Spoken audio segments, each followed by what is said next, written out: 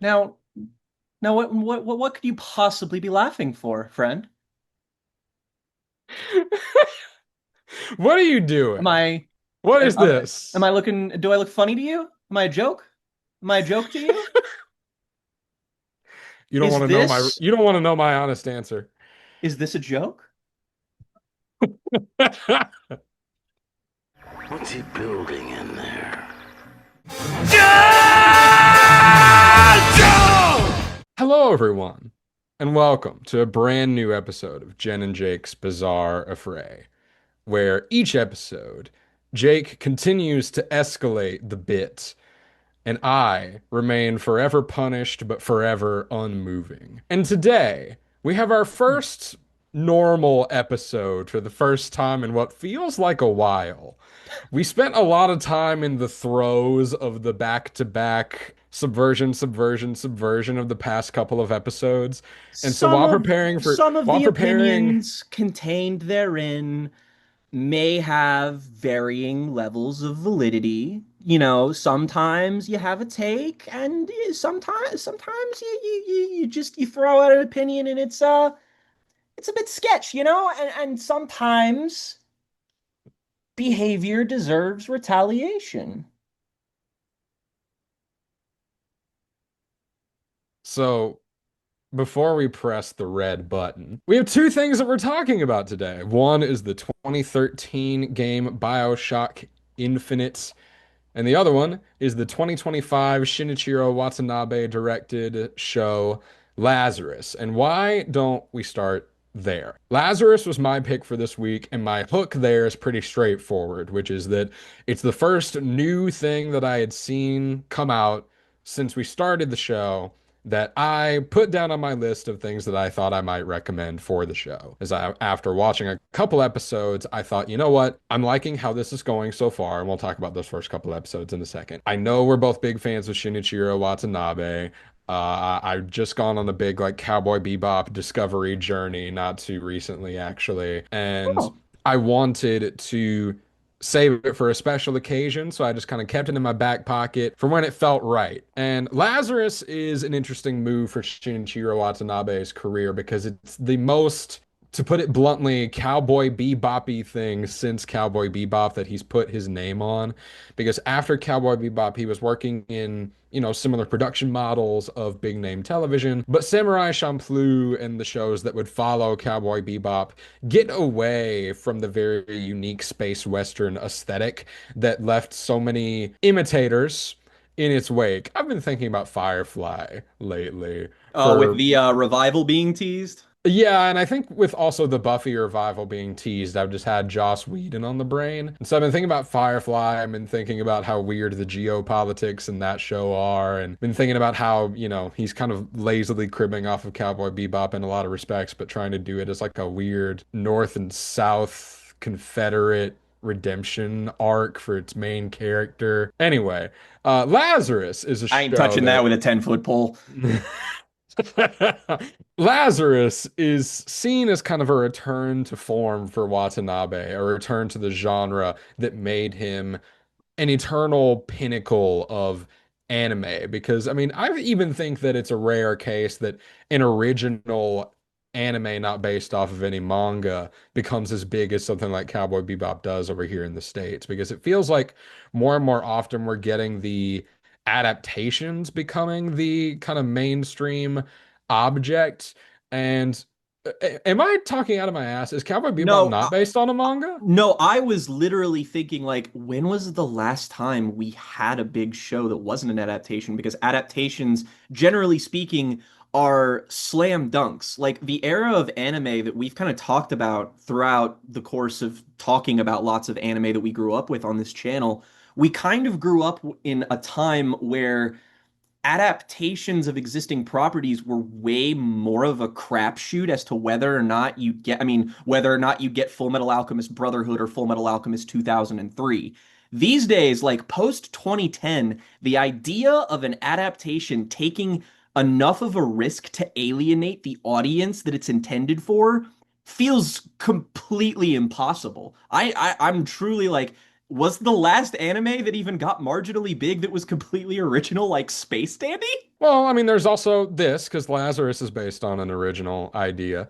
And what Lazarus is Fair. about is that this is similar to Cowboy Bebop. It is a sci-fi utopia slash dystopia story set in the near future. But this one has a different kind of premise to it that Cowboy Bebop does, where this takes more of a kind of Mission Impossible style action movie premise Yes. where the whole plot of the show is based around this guy, Dr. Skinner, this world famous neuroscientist who created this miracle drug called Hopna that erases the perception of pain from the body. But once Hopna becomes kind of globally recognized and adopted, Dr. Skinner goes into hiding. Only to reveal in a public broadcast that he created Hopna as a biological weapon to eradicate the entire human race after becoming a completely nihilistic person about the nature of humanity and that he's left a cure somewhere and he's giving people the chance to find him in 30 days with the cure promised. Otherwise, the end of the world will begin and the first people to ever take Hapna will die as the half-life of the stuff inside of it takes place and it becomes a new substance that will immediately kill you. And this show is all about the NSA putting together a team of people, all with different kind of motivations and skill sets to find Dr. Skinner and bring him to justice. And so this takes a very different structural approach that Cowboy Bebop does, where the entire show is focused on the mission. And so every episode, even in its more like single location, single objective narrative beats, are all building towards this culminating moment of meeting Dr. Skinner in a kind of waiting for Godot classic literature sort of way, where we're Hmm. all just kind of waiting on our characters to meet this person that they're searching for. You're really distracting me with that Sorry. thing. I'm frightened. I don't know what you got me on my toes. Whatever you're trying to do, Frightened? you're Why succeeding. would you possibly be frightened? And so I think the best way to talk about Lazarus is to talk about the introduction of its narrative beats. So Jake, what did you think about the first couple of episodes of Lazarus? Boy, howdy, was this an interesting experience. I knew that this was Shinichiro Watanabe, so naturally, we've actually technically talked about him before because we talked about the Cowboy Bebop live action show, which was half of a review of the original Cowboy Bebop because you can't really do one without doing the other. But as I've said before, big fan, so I did have high expectations because every show that Watanabe has helmed since then, even though it's like more niche and more specific, I still really vibe with it. Like even like Oh Shampoo and my Space God. Dandy. You mentioned Space Dandy as like the last original story anime, and it took me until now to realize that that was also him. Yes, exactly. Like he is I he forgot that is that was him. Watanabe is that guy. And I mean, even the stuff that isn't as big as Shampoo and Space Dandy, I'm talking about stuff like Kids on the Slope, I think is so underappreciated. Like, if you want like anime chill whiplash, there you go. Have fun, kids. He's also got a show about these two musicians who like team up together, and it's a really cute kind of slice of life thing, but it's this fun like neo-futurist thing. Like he is a guy who he knows what he likes, but he never lets what he likes limit him like a lot of creators often can. Sometimes they just kind of burrow into themselves, but like if you watch Cowboy Bebop and then watch Space Dandy, those are two very different shows. Like, yeah, they have the most in common of maybe two like projects from him, but they are so far apart in what they're actually trying to do. So my goal with this was just like, okay, what is Watanabe trying to do here? Because all of his shows feel like they have they're very aerodynamically designed is how I like to put it, in that there's a lot of synergy, but they always aim for something specific. Like Bebop is this show that's very deceptive because you get older with it and it gets better. You appreciate a lot of the drama that's baked into the just sort of inherent scenario writing. There's a lot of stuff in that show that is very smart and very mature, and it's done with subtlety. And as I will no doubt later talk about, I don't give a fuck about whether or not something is subtle. Subtle is not necessarily a good or a bad thing. Sometimes I like it when something is big and loud and not subtle. But I like that Watanabe's style has never been that. So I'm like, okay, what are we going to do here? And so I look up this show and I see some interesting things upon reading some stuff about it. Most notably, that the soundtrack of this show, the soundtrack to every Watanabe show, is absolutely superb, by the way. I mean, Nujabes for fucking Shampoo is legendary. Fucking Yoko Kanno for Cowboy Bebop, same thing. And this has a soundtrack by Kamasi Washington and Floating Points. Are you fucking for real? You got the guy who plays saxophone for Kendrick Lamar and Floating Points? And you know what? I'm just gonna go ahead and say the soundtrack is as good as that promise makes it out to be. Oh man, the jazz, the ambient electronic stuff, it's great. I was not There's a disappointed in the slightest. there's a fight scene in this where throughout the piece that's playing underneath it, this chugging electric guitar just keeps getting louder. It Uh-huh. sounds incredible. I love the soundtrack to this show. I got to get this on vinyl Oh, immediately. oh God, yes, I will unhesitatingly. And it's funny you mention the fight scenes because the other notable thing I see is the name Chad Stileski of The Matrix and John Wick fame doing the fight choreography. And I'll put my cart in front of the horse from this too. Holy fucking shit, the fight choreography in this show is so eye-meltingly amazing. Like, from the get-go, the way like Watanabe has always had this about him in that just the way his characters move is so fluid, but there's weight. There's such an innate understanding of martial arts and an innate understanding of human anatomy. Like when you watch Spike fight in Cowboy Bebop, you believe that that's a dude. It doesn't matter that it's animated. It looks like a guy. And this show has that quality in spades. In fact, the first episode almost feels like an excuse to show this off as much as possible because we have our main character here who is very much a Spike alike, if you will. Axel Gilberto breaks out of prison and has this extended Mirror's Edge parkour bit where these I was gonna guys are say trying to find him. it's Ghost Protocol goes on for too long and becomes Mirror's Edge. Yes, exactly. And you know what? Every bit of motion that Axel has in this show as this just like acrobatic, incredibly like intuitive fighting thief guy. Oh, it is lovely to behold. There is not a motion choreographed in this that feels like it wasn't paid with the most care and attention in the with the keyframes. Like you can so tell when people really put their best foot forward here. And the whole show does look very good. So I was really going into this being like, all right, this is a high pedigree. Like this is about as high as the pedigree gets, in fact. And I mean, also we got Studio Mappa doing the animation. Mappa, other than the fact that they overwork their fucking employees, are one of the best in the business right now. Hmm. And the first episode, I won't lie, I had high expectations for because that's an art that Watanabe is good at. We talked about this. The first episode of Cowboy Bebop is probably my favorite pilot of any show in existence because of how well it distills what it is.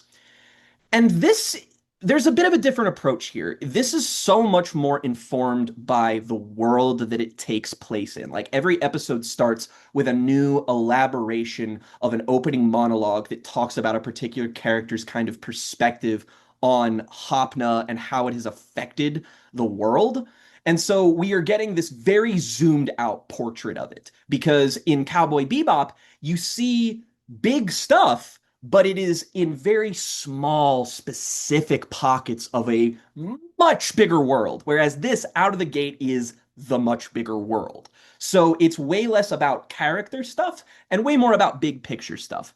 And while that isn't always like the best way to my heart, I think that this episode does a fine job of introducing its characters, its concept, laying everything out there. The synergy from something like Cowboy Bebop or even Space Dandy isn't quite here yet because it's laying the groundwork for the team, the Mission Impossible team setup of our cast of characters who end up being the Bebop crew, as it were, of these, assortment of criminals with various kinds of backgrounds that all do very specific things. Very Ghost Protocol, like you said.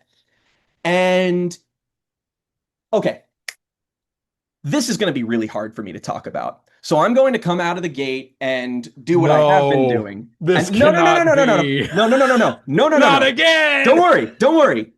No, no red button. Not right now. It's all good. I like this show. I have notes. So, the second episode of this show is kind of lame, if I'm honest. It just doesn't do a whole lot. Like, we set up everything. We see, like, oh, we're going to be going on a bunch of various side quests to see how we find Skinner. There's not like a obvious action item. He's not like, they don't know where he is. They don't really know where to start. So they got to pursue whatever leads they can. And basically, they're tracking this guy who's linked to him or might be him in this bunker somewhere.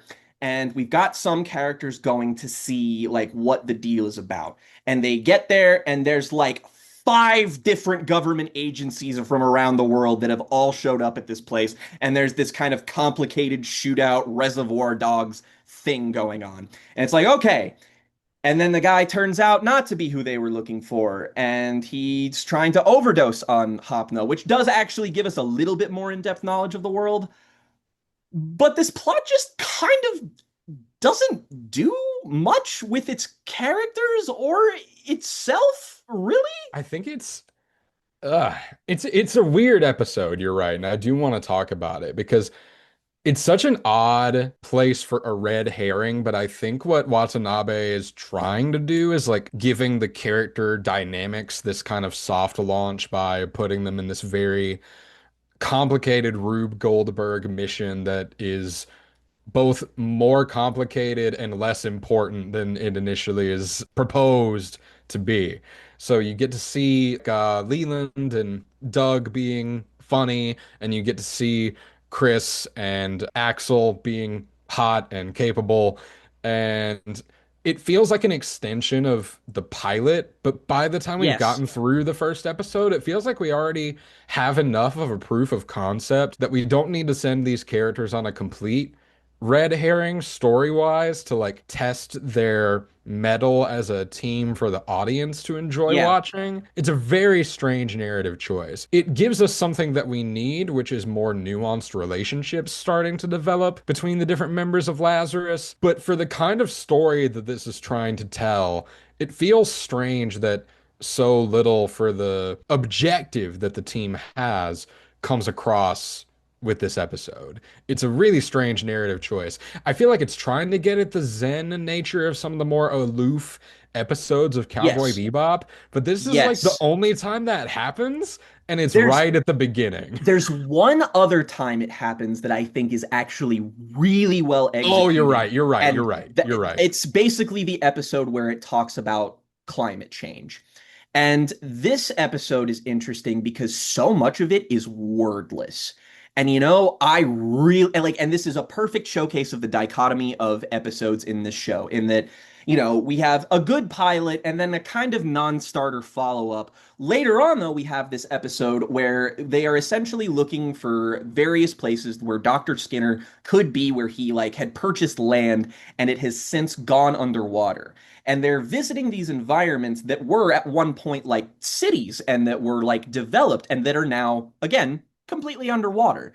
And we just get this long stretch of the characters just kind of exploring these environments and almost like discovering how they become liminal spaces and how everything is empty. And you just see how climate change has ravaged these places and made them like kind of beautiful, and there's still like remnants of civilization. Like there's still people who are hanging around these places and like, fishing for scraps and like trying to get some sort of value out of this place that's been almost completely lost to time.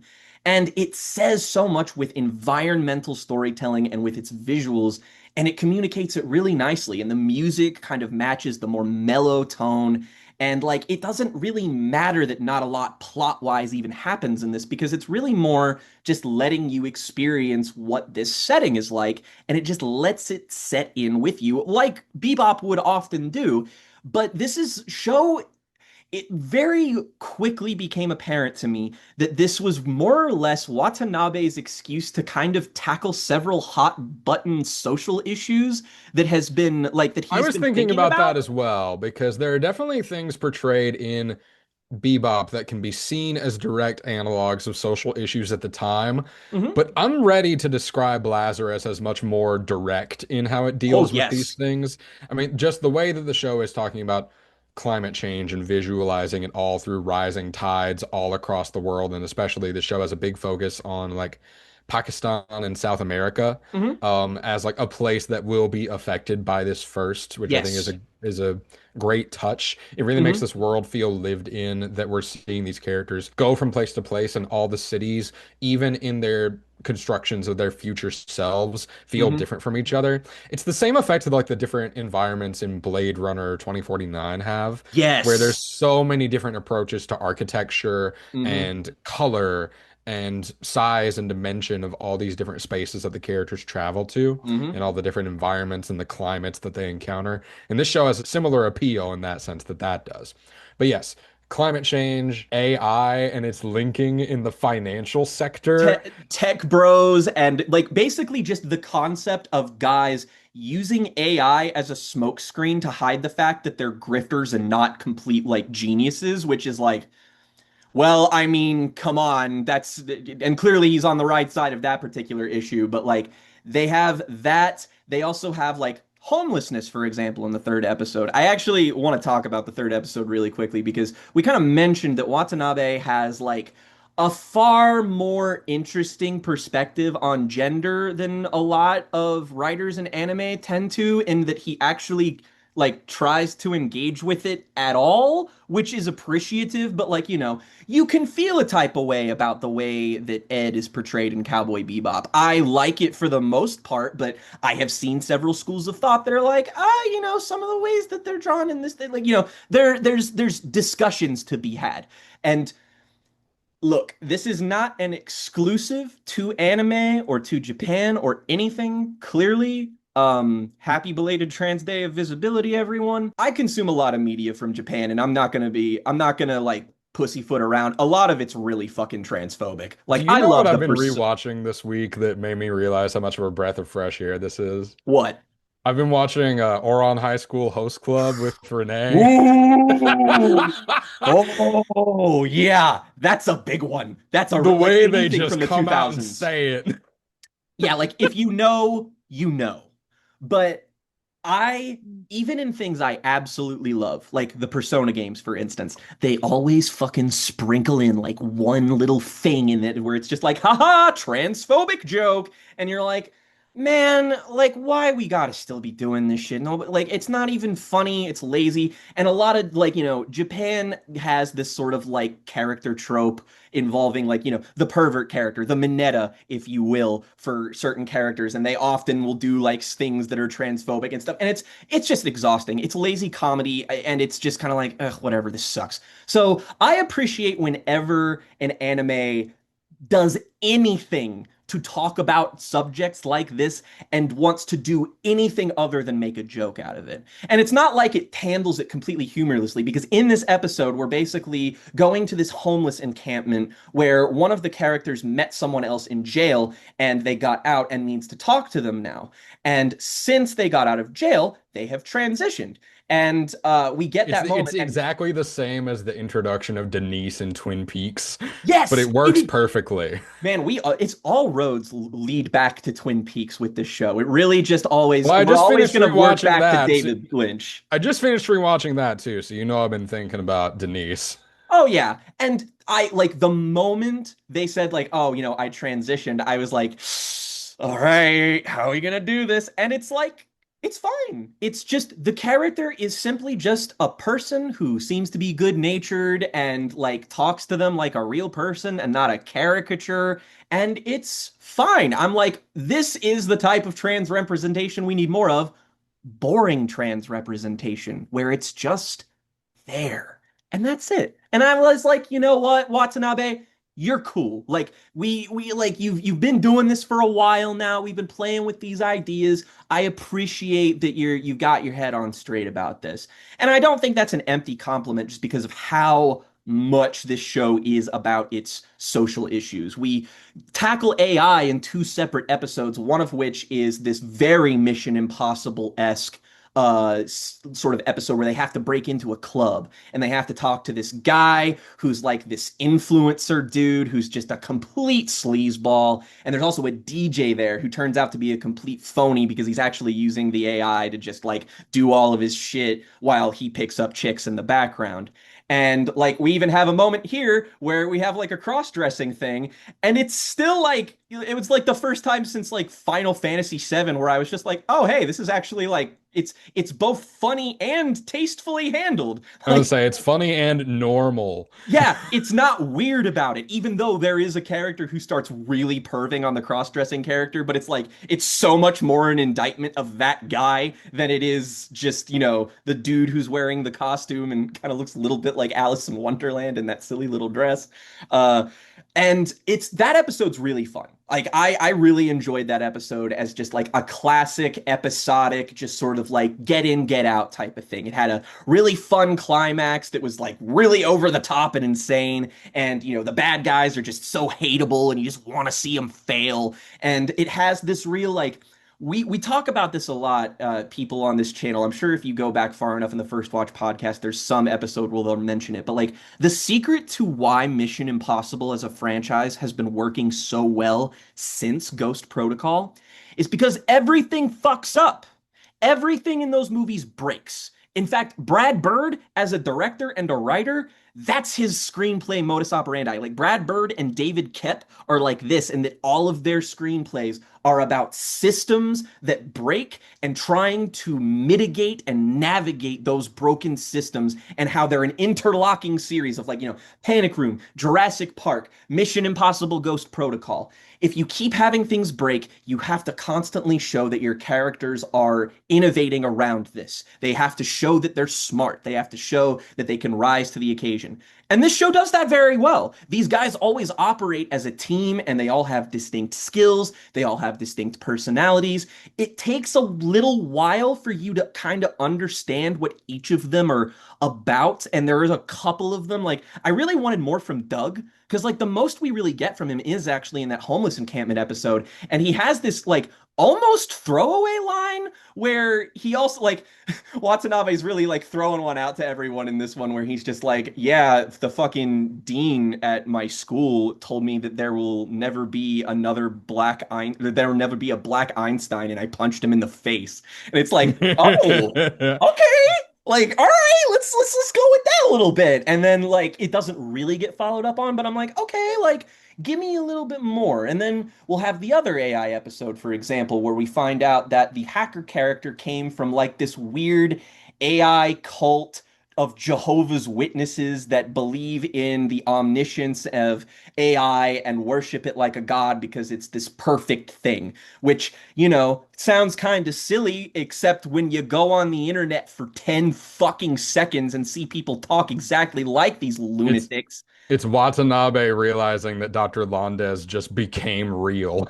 Yes, yes, exactly. And they've basically got an AI Skinner who's there, and then they find out they're just like, oh, also when they were programming the sentience of this AI, they put the Palantir chip into it, and it wanted to control and dominate, and they were like, oh fuck. And it's like this weird techno midsummer, and it's kind of Yeah, awesome.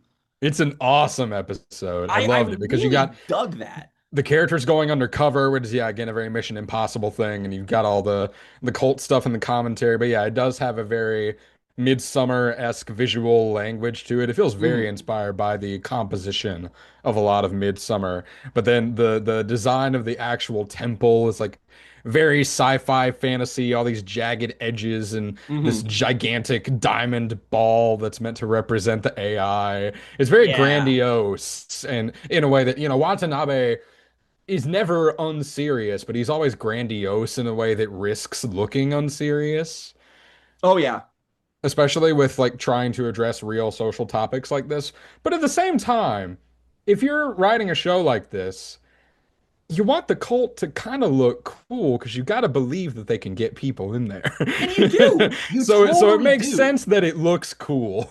And they have like this interesting dynamic where the girl, the hacker, like shows up and she can't refer to her mom as mom because everyone has this like egalitarian family stance where they kind of disavow blood ties so that everyone can be equal. But there's still like a remnant of, previous normal human civilization that kind of informs how some of them feel. So there's like friction. So it's like, it could come across as like just sort of big and broad, and some of the episodes do, but more often than not, I feel like these are attacked in an intelligent way where you're like, I understand why everything is happening and the reason that it's happening, even if it's often in pursuit of like a narrative dead end, which is kind of inevitable when you're doing this like search for Godot type of thing and you have to keep having episodic premises, so you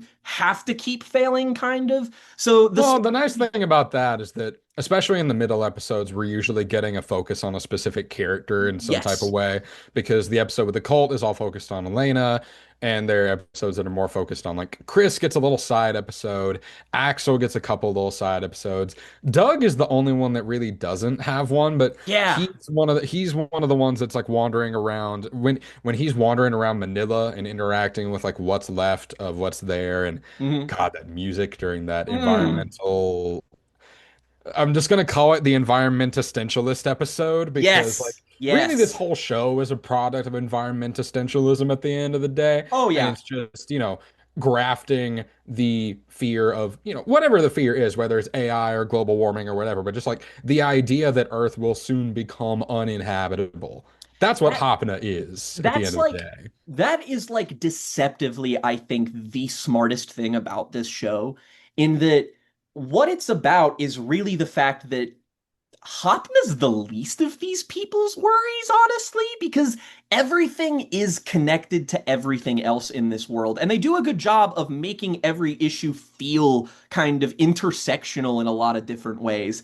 And you see how it's just like, again, you see how homelessness intersects with the climate crisis. You see how that goes into infringing on like tech oligarchy stuff, and how it's all part of the same thing. If you take Hopna out of the equation, this world is still fucked. Like everything sucks. Everything for everybody is just like, we're teetering on the edge of a complete global catastrophe at like any given moment right now. Hopno was just something that like delayed the inevitable. And whether or not it's even true that the doctor is even like, because I mean they kind of float the idea that it's like, is he lying? Like, I don't know. And you totally buy that there is a possibility that this is all complete bullshit and that he's just trying to pull the whole like, I'm making you all appreciate what you have while you have it so that you start actually treating the earth and each other like well, instead of like greedy capitalist monsters. That's not the route they go, but it is plausible that it could. And I think leaving open these possibilities is smart. But they do like we flip back and forth with episodes of like varying levels of successfulness. Like what you said about the middle episodes really kind of taking a more character oriented focus, that's when the show really like grabbed me. Like I won't lie, the first like third of the show, I won't say struggling, but I was like, there's a lot to appreciate here, but this isn't quite like, it's not quite grabbing me in the same way. But like, once we start focusing on the characters and we move past the like, the hacker character gets like a couple of like moments where she gets to like zero in on stuff, and there's like a rival hacker. The way that that character is introduced and the way that episode ends with like the summit, the conference thing, like that was another episode where I was just kind of like, that felt really pointless, all things considered. I'm It's not definitely his entirely. take on it's his take on, COVID vaccine mania, because that Yeah. episode ends on this beat of like, a guy steals the fake cure, just like we knew that he was going to, but they set up this little scheme where they're going to announce that they have a fake cure and then see if somebody will try to steal it and maybe use that as a way to track down Skinner. And so there's Yes. all kinds of complicated plans and characters in different places, and he's going to do the thing. We got to stop him before he does the thing. A lot He's of, doing a different thing. oh God! And then you kind of find out, and like I was, and not to mention the rival hacker character is very Zomji wow lol random, and it's a little bit But I like, kind of love her. yeah, I but kind like of when love she her. shows back up in the later episode, and it turns out that she's doing what she's doing just because she's like this insanely devoted Skinner acolyte. I was like, oh, okay, that's Yeah, actually she ends up. interesting. That's the interesting thing about this show is that there's so many there are so many exposition dump reveals about so many of the characters where you'll have that one dude. His name is not Axel, but it's so close to being Axel that I mix it up every time. The bald guy who Yeah, yeah, the every guy who's like the head of the unit. it feels like every episode in the second act, he looks at the leader of the Lazarus team, the NSA lady, and is just like, this character's backstory is XYZ.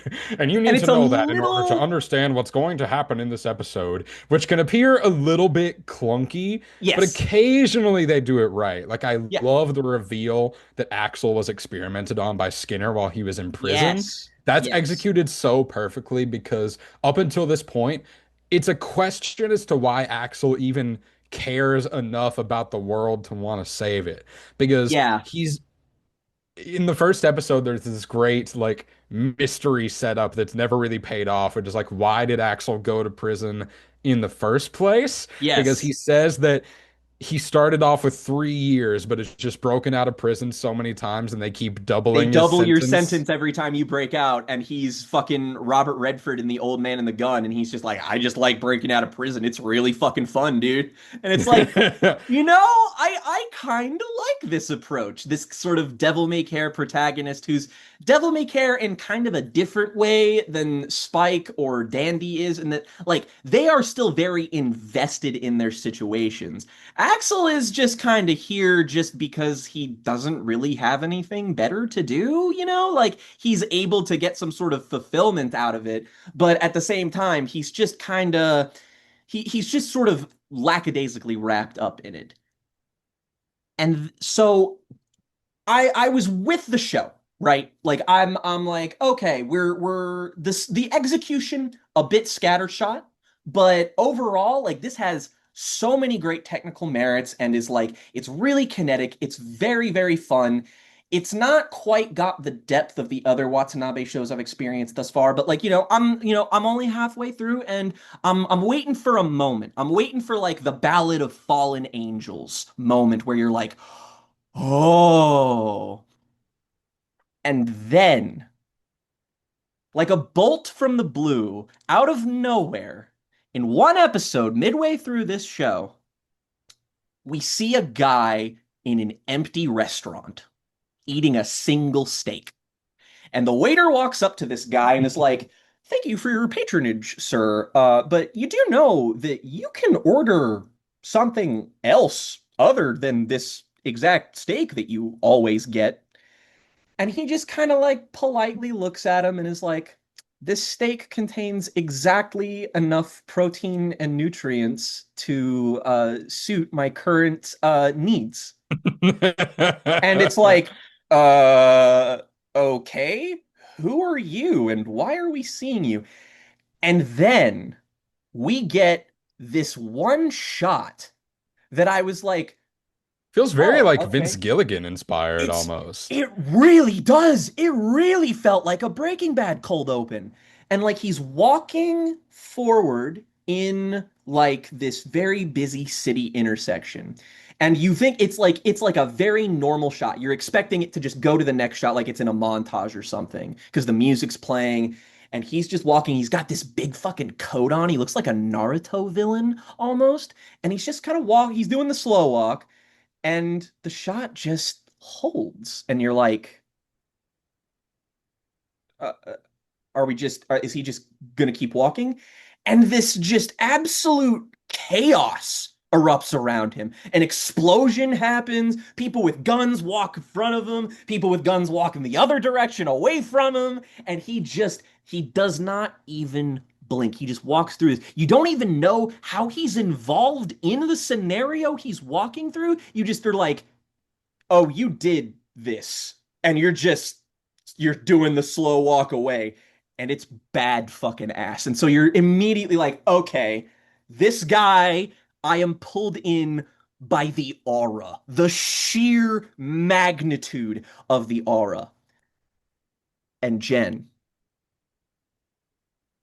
I can Episode 10. only I Are you can about to talk only about episode 10? describe I can only describe the scene I'm about to talk about as the result of a hypothetical conversation.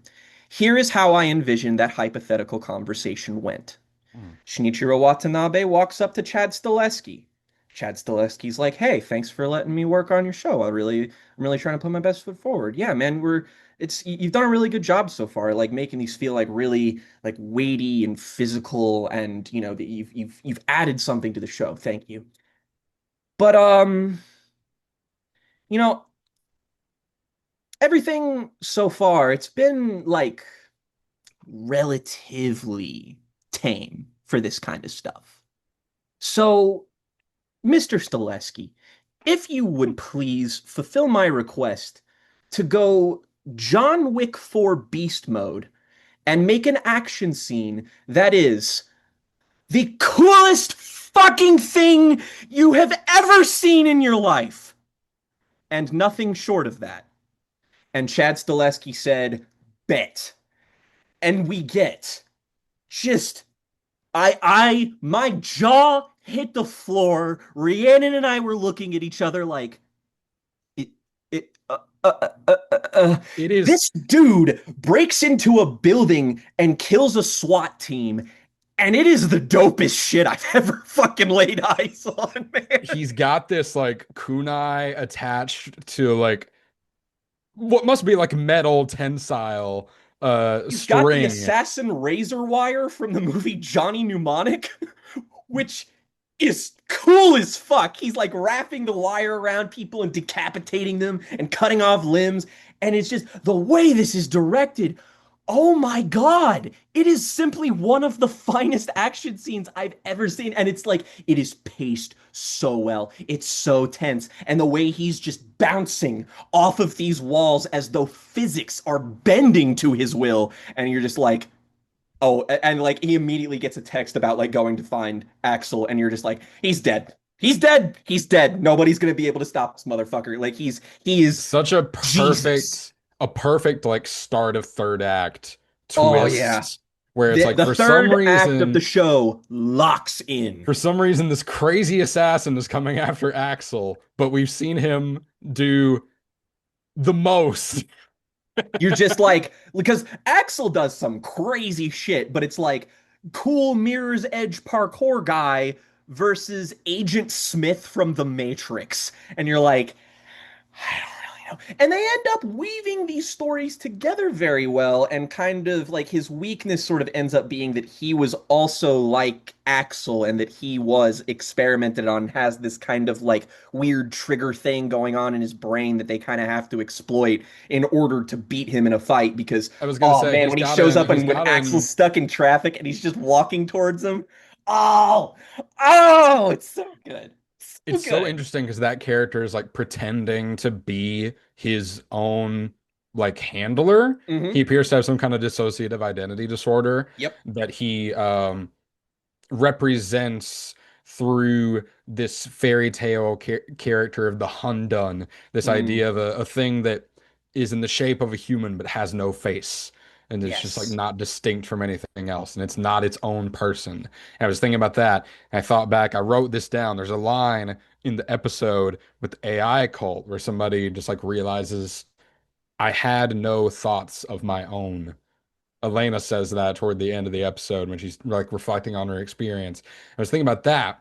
And I was thinking about this character, Soryu. And this show, to me, ultimately became about overcoming environment essentialism. Mm. It's riffing on stuff that I'm going to compare it to Western things for a second in a kind of annoying way, but it's riffing on stuff like Safe and Mm. First Reformed, where you're seeing First characters kind Reformed, of good shout. characters kind of have a crisis about this oncoming oppressive issue that they feel like they can't do anything about. And even they look like people can be seen as an extension of this as well. Yeah, But definitely. Lazarus takes a more optimistic approach to it, where it's like, well, if we actually work together, maybe we can do something about it. Like it's a very simple thematic through line, but it's It works. communicated and it's a conclusion that's arrived at by so many characters through processes that really feel grueling and Mm. through how like riveting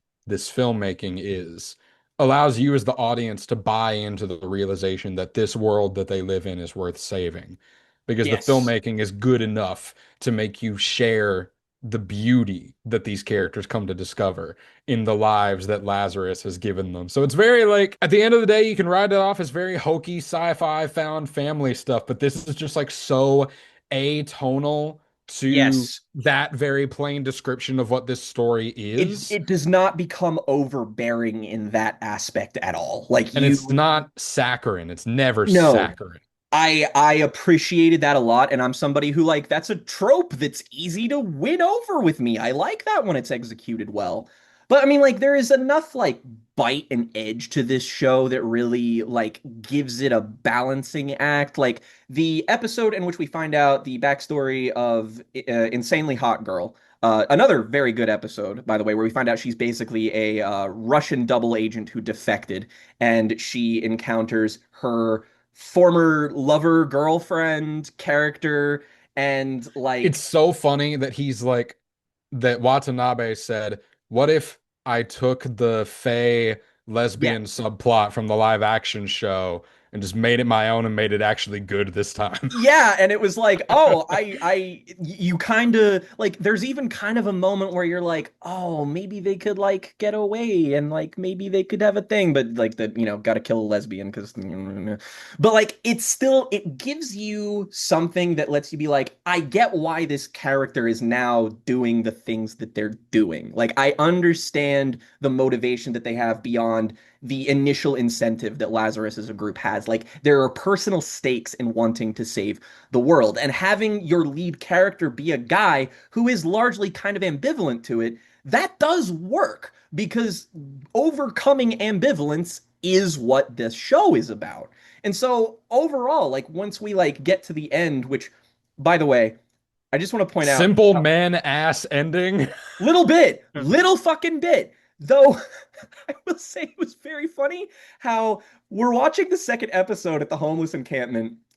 Skinner is right there, like in a shot. He's just like Ree and I were like, was that him? Did they walk right past him? It was totally him. They revisit the homeless encampment and he was there the whole time. And we were like, that wasn't just the background guy who looked kind of like him. That was fucking him.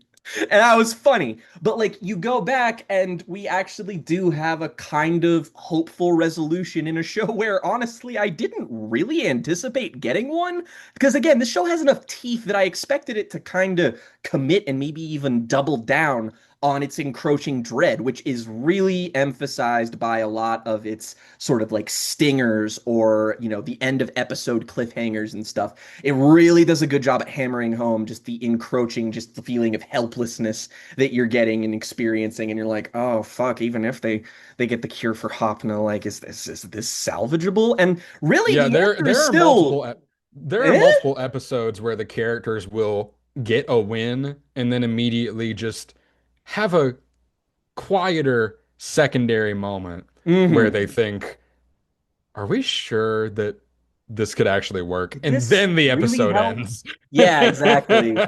Exactly.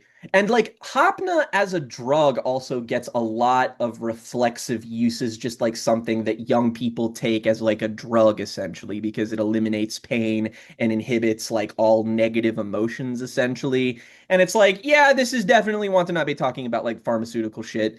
And it's, it's still nuanced in the sense that it's like people are just pursuing any means they can in order to not feel the things that they're supposed to feel that make them take action to prevent the things that make them feel bad. Like you suppressing your humanity is part of the problem. You wanting to feel nothing, you not being bothered by everything, apathy is the villain of this show.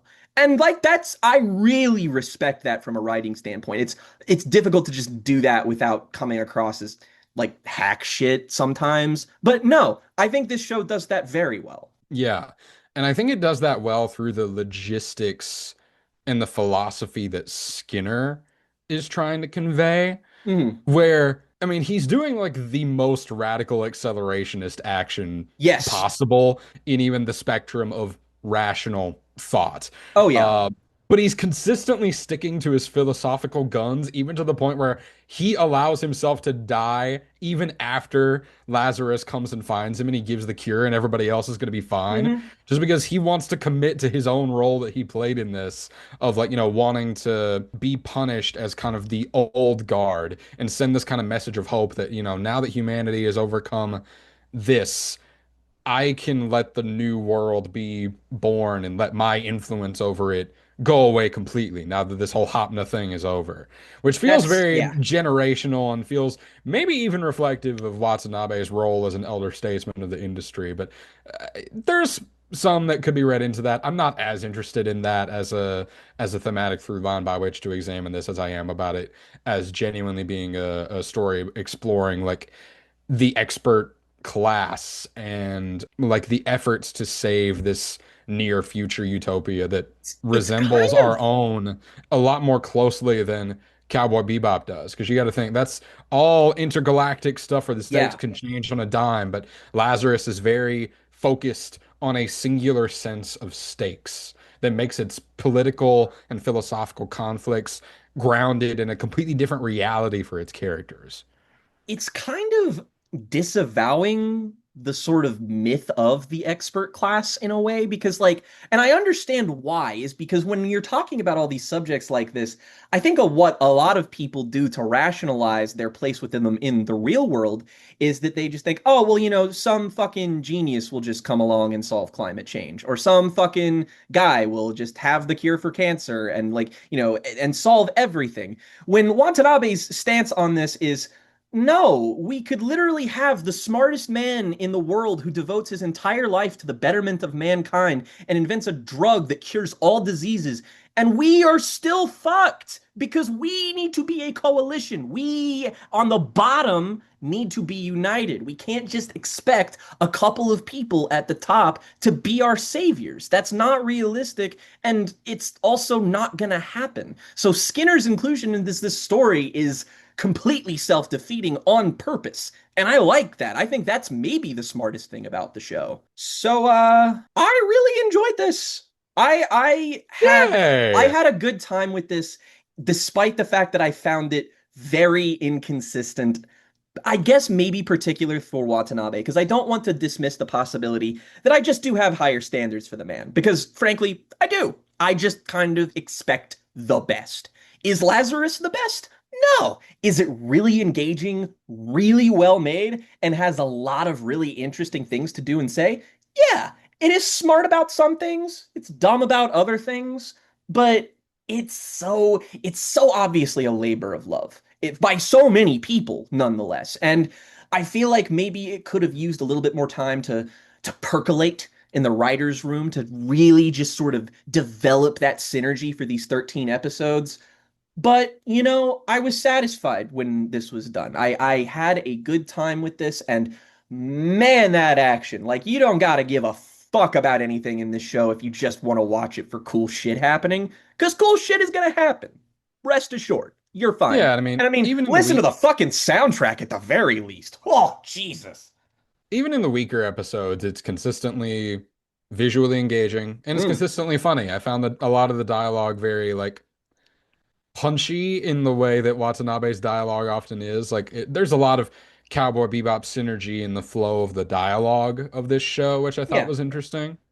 And Especially when the Lazarus team are together, like they talk like the Bebop team and talks like in not necessarily in what they're saying to each other, but there's a rhythm to it that's very yes. similar. And that's where I get the It most nostalgia for like, oh, this is taking me back to the Bebop days. well, and that's why like the sort of reception to the show was a little bit divisive. Like there are a lot of people who liked it, a lot of people who kind of think it's a little bit mid. I kind of think the truth is somewhere in between those two perspectives that are commonly held. But like I think that the biggest obstacle that the show has for like new watchers is that if you're a character person, this show backloads the shit out of its character writing. Like it's mostly all within that second half. The first half is a lot of laying groundwork for stuff, so you do kind of have to push through it a little bit to get to those more significant character beats. But that being said, it's really not a difficult ask to do the pushing through. So, it's a bit give and take. It's probably the weakest show I've seen from Watanabe, and that's just kind of a testament to his talent, because if this is the weakest thing you ever make, then you're doing fine, dude. All right. Lovely. What's the score for this one? Strong Hardy 3. All right. I'll take it. Let me get that up there. So, last episode, we talked about Bioshock, and Bioshock is a game whose reputation precedes it to a comedic extent. In this episode, we're talking about Bioshock Infinite, a game whose reputation precedes it to a comedic extent. Both of these games are kind of prototypes for what people casually talking about video games on the internet even looks like.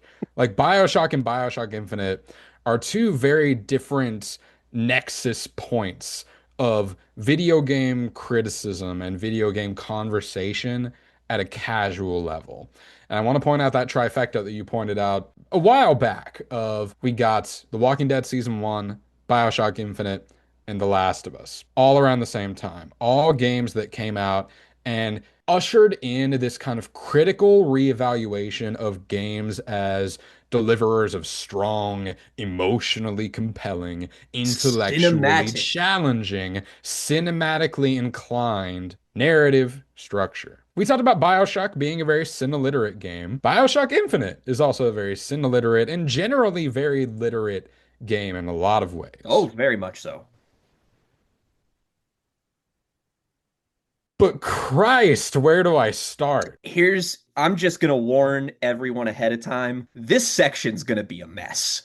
And I'm gonna do my best to guide this ship towards the lighthouse of what the consensus is, because my purpose in recommending this to Jen was not exclusively because I expected a negative reaction. This was kind of a chaos pick of mine because I didn't really know. Because this is like, as I mentioned in the last episode, I played the original Bioshock in anticipation for the release of Infinite.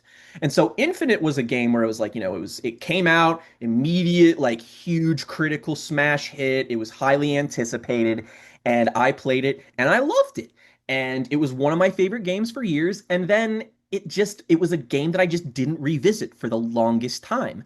And since then, there has been, shall we say, a counter narrative about Bioshock Infinite that has What kind of been started this? I have to ask. I think that this goes back. I actually do know where it technically started, but it didn't really develop until video essays took off on YouTube. That was the point at which people started to dissect games like BioShock Infinite and start to talk about, the finer points, the finer details. What is this game actually saying? What are its themes? How does it accomplish its goals? Etc., etc. But again, at the time, highly beloved game.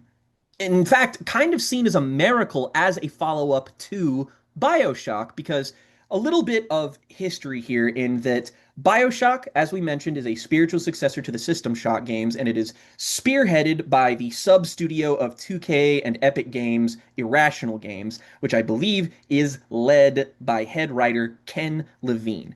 Now, Bioshock 2 was not made by the same people who made Bioshock 1. It was made in the intermittent period between these two games by a different studio that makes that game a really weird redheaded stepchild that's maybe worth examining on its own one day, but is really more of an extension of that first game because it takes place in Rapture just in a different time and is about a very different ideology deconstruction wise. And then we move over to Infinite, and Infinite was in production since Bioshock 1 was done, meaning it had 6 years of development. It was talked about, teased, but it had there was nothing substantial being given. And there's something very important that you need to remember about the climate of teasing new games in this period is that there was this notorious E3 trailer for a PlayStation 2 game called Killzone 2. And in this trailer, people looked at this and were like, "Oh my God, this game looks absolutely fucking incredible." Like the motion, the way everything looks, the textures, it looks like this is not possible because it wasn't. Because none of the footage that that game showed off was actual in-game footage. And it led to some actual legitimate legal trouble.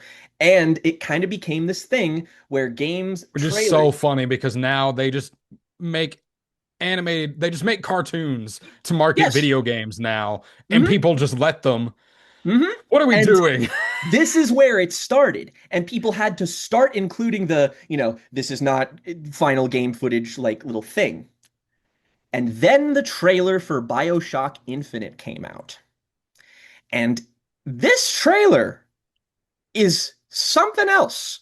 It is a good fucking trailer. Like the pacing of it, the imagery, it looks like Bioshock Infinite. But if you pay close attention, if you look at it, none of this shit is real. All of this is just 3D animated. None of this came from an engine. And you look at the very end of the trailer and it says footage used with in-game engine. They lied to everyone because the production of Bioshock Infinite was a disaster. It was a disaster primarily because Ken Levine could not write it. He had all these ideas. He had things like Elizabeth and Songbird and Columbia and the general premise, but just could not put the story together in a way that worked. And so what happened is it percolated too long. Investors are getting angry. We got to rush this out. And basically, an entire new team of people just had to make this game and conform to the ideas that Ken Levine had laid out for them. And it was a very nebulous process. And that's how we get the end product of Bioshock Infinite being released in 2013. But it's not like it mattered. This game sold like gangbusters. It was received so well, and not just by like IGN, who gives everything functional a 9 or 10 out of 10. Like tastemakers were complimenting this game at being a worthwhile successor, which nobody really thought possible.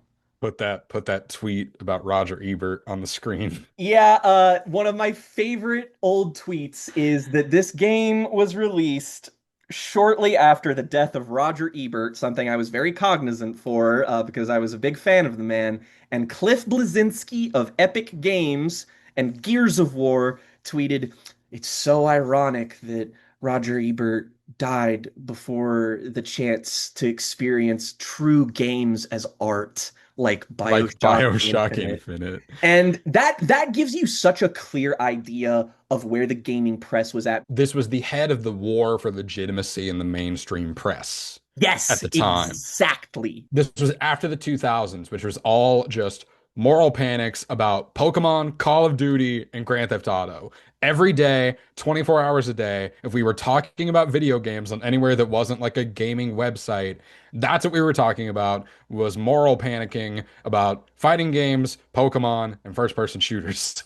Yep. And so games had to try and insist upon themselves, for lack of a better word. And you know what? Bioshock totally guilty of that. And not always super successful, but like mostly successful. It is an ambitious stab at trying to make games feel a little bit more holistic, to make them feel less insular. And that's a respectable notion. But that is at the very beginning of the seventh generation of games. And this is at the very, very tail end.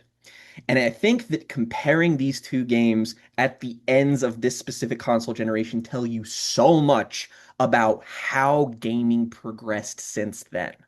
The reason I'm setting all of this up is because it is the only explanation as to why this game is such a fucking hornet's nest to talk about. Because in the years since, there's still a lot of people who love this game. There's a lot of people who hate this game. I, prior to this experience, just threw up my hands and was like, I don't know what I would think of this game. This exercise was for me and someone else who I trust the opinion of to try and dissect this game and unpack it and just see where we are because we're in this very strange place where I can't believe I'm going back to this again. I said something to our friend Davey this morning that I think he said in response that like he basically said I should be set on fire for saying this, and I agree with him in that I understand Gamergate a little bit better after playing Bioshock Infinite because games journalism should have never, ever let some of the sins of this game go. And the fact that it did is an insane indictment on the critical sphere at the time. There are so many, and this is still, I'm not talking about my thoughts on the game. I'm just saying there are so many things within Bioshock that would be think pieced to death nowadays. And I know that that's annoying in and of itself, but I vastly prefer the universe in which we overly critically analyze something than the one where we under critically analyze it. And that was the universe in 2013 where Bioshock Infinite's presentation as a games as art game was entirely what propelled it into success. Yes, it had the legacy. Yes, it had the marketing push. But at the end of the day, it was a well-received game because it looked like one. Now, that's not to say that there's nothing of merit in here or that I don't like things about this game. I'm very much trying to talk about the consensus right now. So that being said, the first thing I am going to do here is I am going to issue an apology to my compatriot on this channel, Morgan. I formed a core memory several years ago talking about one day revisiting Bioshock Infinite and how annoyed I was that every time I seemed to bring it up, somebody, sometimes him, would tell me how much it sucked. And I was just like, can y'all let me develop my own fucking feelings and opinions, please? I would just like to know what I think instead of what everyone else thinks because people who don't like this game, they're kind of annoying too and can be very aggressive with their opinions. And I was just like, I just want to know what I think. And I'm sorry I did that, Morgan. I'm really sorry because wow, I It feels so great to not have complicated feelings about this. You know? Because I for I me, guess so because I guess I'm my coming feelings aren't complicated now that I'm I'm coming here. into this realizing that the past 10 years of discussion about this game has just been a tiny bit of a mass hallucination. I would Because argue the same. I'm here to tell you that, okay, Bioshock Infinite is a very successful act at sleight of hand. Oh, Jen. Because Oh, buddy. We are so on the same wavelength. because there's so many moments of this game, and I'm gonna sound like an insane person, but once I get into the particulars of this, you're gonna understand why I'm saying it this way. There's so many moments of this game that reach to be big, iconic moments for the medium of games. I said in the last episode that the scene in Bioshock 1 where we meet Andrew Ryan face to face and we get that twist is just as good as it's always been held up to be. I believe Quality. that firmly. I loved the entire second act of Bioshock. I said it on the record. And there's so many moments that are chasing that particular high of the moment where the player realizes that something is clicking into place. And there are so many moments in this game where the narrative is trying to convince you that something surprising, shocking, Dramatic. important, grand is occurring. And oftentimes, I'll say it, they are. There are interesting visuals in this game. There are interesting story Very. beats in this game. There are moments in this game where I'm completely captivated in the moment-to-moment feel of Yeah. it. Yes. Bioshock Infinite has a great sense of tempo to it, I would even Mm. argue, where except for towards the end, I'll get to that. There's a Um, swashbuckling adventure to it all that propels you forward. yes, the first act and the second act of this game are very well paced action adventure, swashbuckling, set piece after set piece, gauntlets of a game. But this game, the story of Bioshock Infinite does not make any sense. Not even a little bit, dude. Because let me just skip to the end when I realized that I didn't have to feel complicated about this. I was sitting with a buddy of mine. I was talking about the game. He was asking me my feelings about it because he knows that I've been working on it for the show. And I told him, I need you to tell me if I'm wrong about this because this is a plot hole that, if it's there, is so stupid that I can't believe I didn't know about this going in. You could be talking about five different things right now. Well, the one that I ended up bringing up was, if the story of this game is what it is, where does Comstock come from?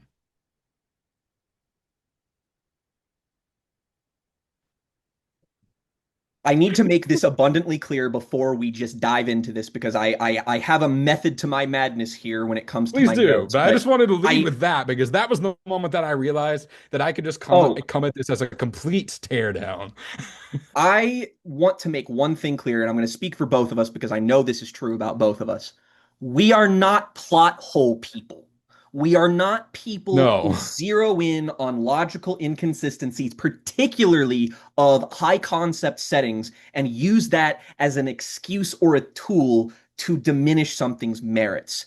What I'm talking about when I talk about plot holes in this game are the things that the game looks me in the eye, holds my shirt collar, and tells me to my face, and then does the same thing later, except with contradictory information.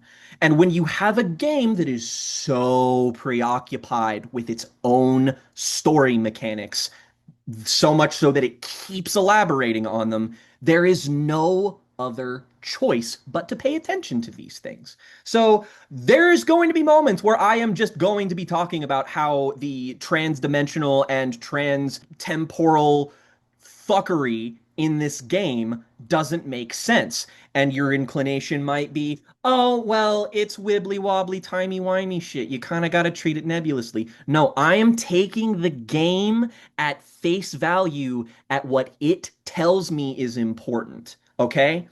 That's it. So, where I want to begin is the start of Bioshock Infinite, because Bioshock 1, as we mentioned, has a very iconic opening stretch. The plane crash, the lighthouse, the statue of Andrew Ryan, the speech, encountering Atlas, all of the little beats, the bathysphere, the splicer who gets on top of the bathysphere and freaks you the fuck out.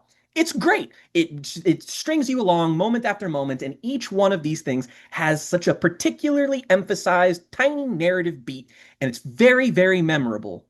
Put a pin in that for much, much later. And it's great. And Bioshock Infinite has a very similar setup and approach in that you are Booker DeWitt. You are a named, actually characterized character, unlike Bioshock 1, and you are given a mission. The code phrase of Bioshock is "Would you kindly," and the repeated phrase in this one is "Bring us the girl, wipe away the debt, save the cheerleader, save the world." You know, all that jazz. So basically, Booker is a private investigator sent to find someone and wipe away this nebulous debt that he supposedly has. And you are sent there by this mysterious set of fraternal twins named the Lutesses, who you don't really know anything about, but they usher you into this lighthouse, and you just get in there and you're like, okay, I'm supposed to be looking for a girl. And then there's a dead body there, and it's like people are writing messages to Booker, and it's like, oh wow, this is awfully mysterious. And then you get to the top of the lighthouse rather than the bottom. Ooh, subversion. You get to the top of the lighthouse, and the first thing that bothered me about this game occurs right here. Booker takes out a piece of paper given to him by the Lutesses, and there is a picture of three bells, a two, a one, and a one on the three bells. And in front of you is a door with three bells. And you hit them corresponding with the amount of times that they're on the paper, and that's how you get in. And it was at this precise moment where I was like, hey, what was the point of this exactly? This is not teaching me something about game mechanics. It's just asking me to do a literal preschool shape puzzle in order to open this door. It's not even something that the game really like does a whole lot, like a Metroid Prime 3 thing where you got to use the Wii remote to open the door. Like, nah, it's just this like one-off thing that happens at this part of the game. And I was like, huh, that's weird. Okay. I remember enjoying this like introductory phase, and you blast off into the sky and you get that opening shot of Columbia, and it's like, oh wow. The biggest compliment I will give to Bioshock Infinite is that its art direction is impeccable. Like the first Bioshock, simply existing in Columbia is enticing. The spaces you navigate are cool. They're well thought out. They look awesome. And it is very opposite of Bioshock. You get this very open air kind of feeling. And there's like a lot more nature here. And, obviously there's kind of a sort of throwback colonial vibe going on with the aesthetic. Very And like World's Fair, Carnival type yeah, stuff. it's super nifty looking, and even though you get it and you immediately just kind of, maybe this is just my southerner talking, but I saw it and it's just like immediately you get rancid vibes. You're like, oh, there's something bad going on here. And you get launched into the sky. You see this giant statue of Father Comstock, and you float down and you go into this little receptacle. And then the game has like a bunch of like words and stuff that are quoting scripture as you go down. And it was at this exact moment where I realized I kind of hate the opening hour of this game that everybody says is the best part, at least everybody who doesn't like the game.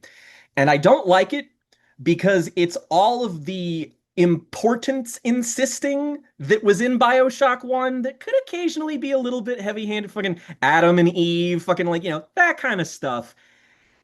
And there's so much more of it, and it's so much less interesting.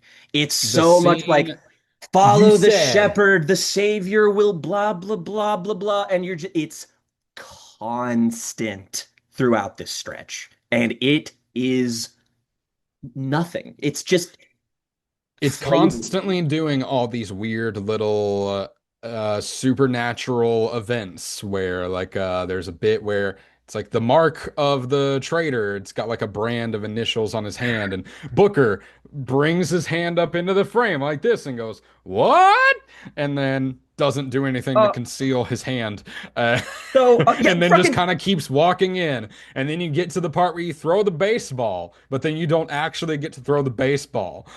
we'll get to the Oh my fucking we'll God. get to the fucking baseball, Jen. So in this Ah, introduction, you discover that Columbia is, I mean, you don't discover the bad part of it first initially, just because it's this very, like, again, it's very World's Fair kind of vibe, but it is very obviously like, oh, this is a white ethno state. Like, this is a WASP haven.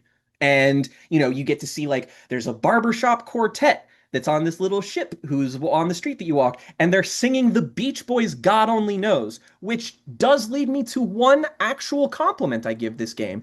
There are several instances where more modern pop songs are sung or reinterpolated into the universe of Bioshock Infinite, and I was like, is this just because of the like universe hopping skullduggery of it all? That's just like, oh, because there's trans-dimensional shit, there's pop songs. No, actually, one of the main sort of like scientific and sort of capitalist minds in Bioshock Infinite's world, Jeremiah Fink, is like a charlatan who uses the tears to reach into the future and plagiarizes songs so that he takes credit for them in the past. And I'm like, okay, that's the kind of stuff that I love about BioShock's environmental storytelling. That's that, like, I saw that and it gave me hope. I was like, okay, there's something here. And like the visuals are great, the buildings are cool, you're walking around, and then that moment happens where you have the AD on Booker's hand and he doesn't cover his hand for some fucking reason. It's like, Booker, there is a poster saying that you are the Antichrist, and you're like, welp, anywho, and he just keeps going. And I'm like, is he gonna be this stupid the whole time? Yes. The answer is Yes. yes. Enthusiast. Booker's characterization in this game is that he's stupid. It's not even like an, oh, he's not noticing the things. Like, no, the game just is like, he's dumb. He doesn't understand what's happening, and everyone has to explain shit to him. So you're doing that, and it's just like, okay, not the brightest bulb in the shack, but whatever, I guess. And then you get to this point where everything just starts to break about this setting, where you see like you start seeing hints at like the handymen, the big daddy equivalent of the game, and then you get hit with the vigors, the plasmids, and what are they doing here? Awful. The What are they plasmids, doing here? not only are the vigors in this game less like fun to use because the environments aren't actually built for a majority of Oh, them, they're just not as interesting they narratively to have in this well, game. They're it's here be because this is a sequel to BioShock. yes, Like, Bioshock Original had those plasmids because everyone in Rapture was an objectivist nut job who thought they were the bee's knees and were like, yeah, I'll give myself superpowers because I'm fucking cool. And that's what led to the downfall of civilization down there. There's a thematic point. It's not just there so that you can shoot lightning out of your fingers. Here, it's like, yeah, there's an offhanded excuse about how Fink stole these from Suchong in Bioshock 1, but like, okay, like, why are they being sold to the people in Colombia? This doesn't like synergize with the setting whatsoever, especially when you consider yeah, the like flame implying that power he up. The flame power up, Jen, is fucking, it has Satan on the bottle, and it's in Colombia, and it's being sold to people. Like, what are you, like, what? What? This is so dumb. It's so dumb. When I get to the gameplay, I'll have more to say about the fucking plasmids. But you basically you walk through Rapture, you walk through Columbia. Everything's great, everything's bright and sunny, and you're waiting for the other shoe to drop. And you get into this raffle, this gathering of guys, and like there's this carny up at the top, and you're just like, oh, what's going on here? There's a little raffle, you draw a baseball with a number on it, and then the little girl, she flirts with you, and it's like, oh wow. and then And like then 30 seconds before this happens, because how do we hear the don't take number 77 thing? I think Is that a that's I was Lutece? gonna Is say, that a if Lutece something shenanigan? weird happens in the game, it's probably one of the Lutesses talking to you somehow, or like But just a it's so thing. funny how one of them is just like, don't take number 77. And then it immediately is just like, oh, I have the baseball. Oops. And like this part post the thing that happens is part of like what was in the marketing for the game, mainly the skyhook face smash that the scene climaxes in. But basically, this is where we find out that the ideology that is going to be taken down in this game is white nationalism, because the Carney introduces the little spectacle of a mixed race couple that's being brought out there. And assumingly they were caught fraternizing with each other, and they are about to be stoned with baseballs from the crowd. And Booker puts a stop to this. But the game stops for a moment once you get called up with the baseball, and it gives you a choice. And that choice is, throw the baseball at the couple to blend in with the crowd, or, not that. And it doesn't matter because whatever choice you pick, you end up smashing one of the cops' faces in with the skyhook. And then that's how everyone discovers that, oh, it's the false prophets here. And you're essentially trying to navigate and escape all of the authorities that are chasing you throughout the game.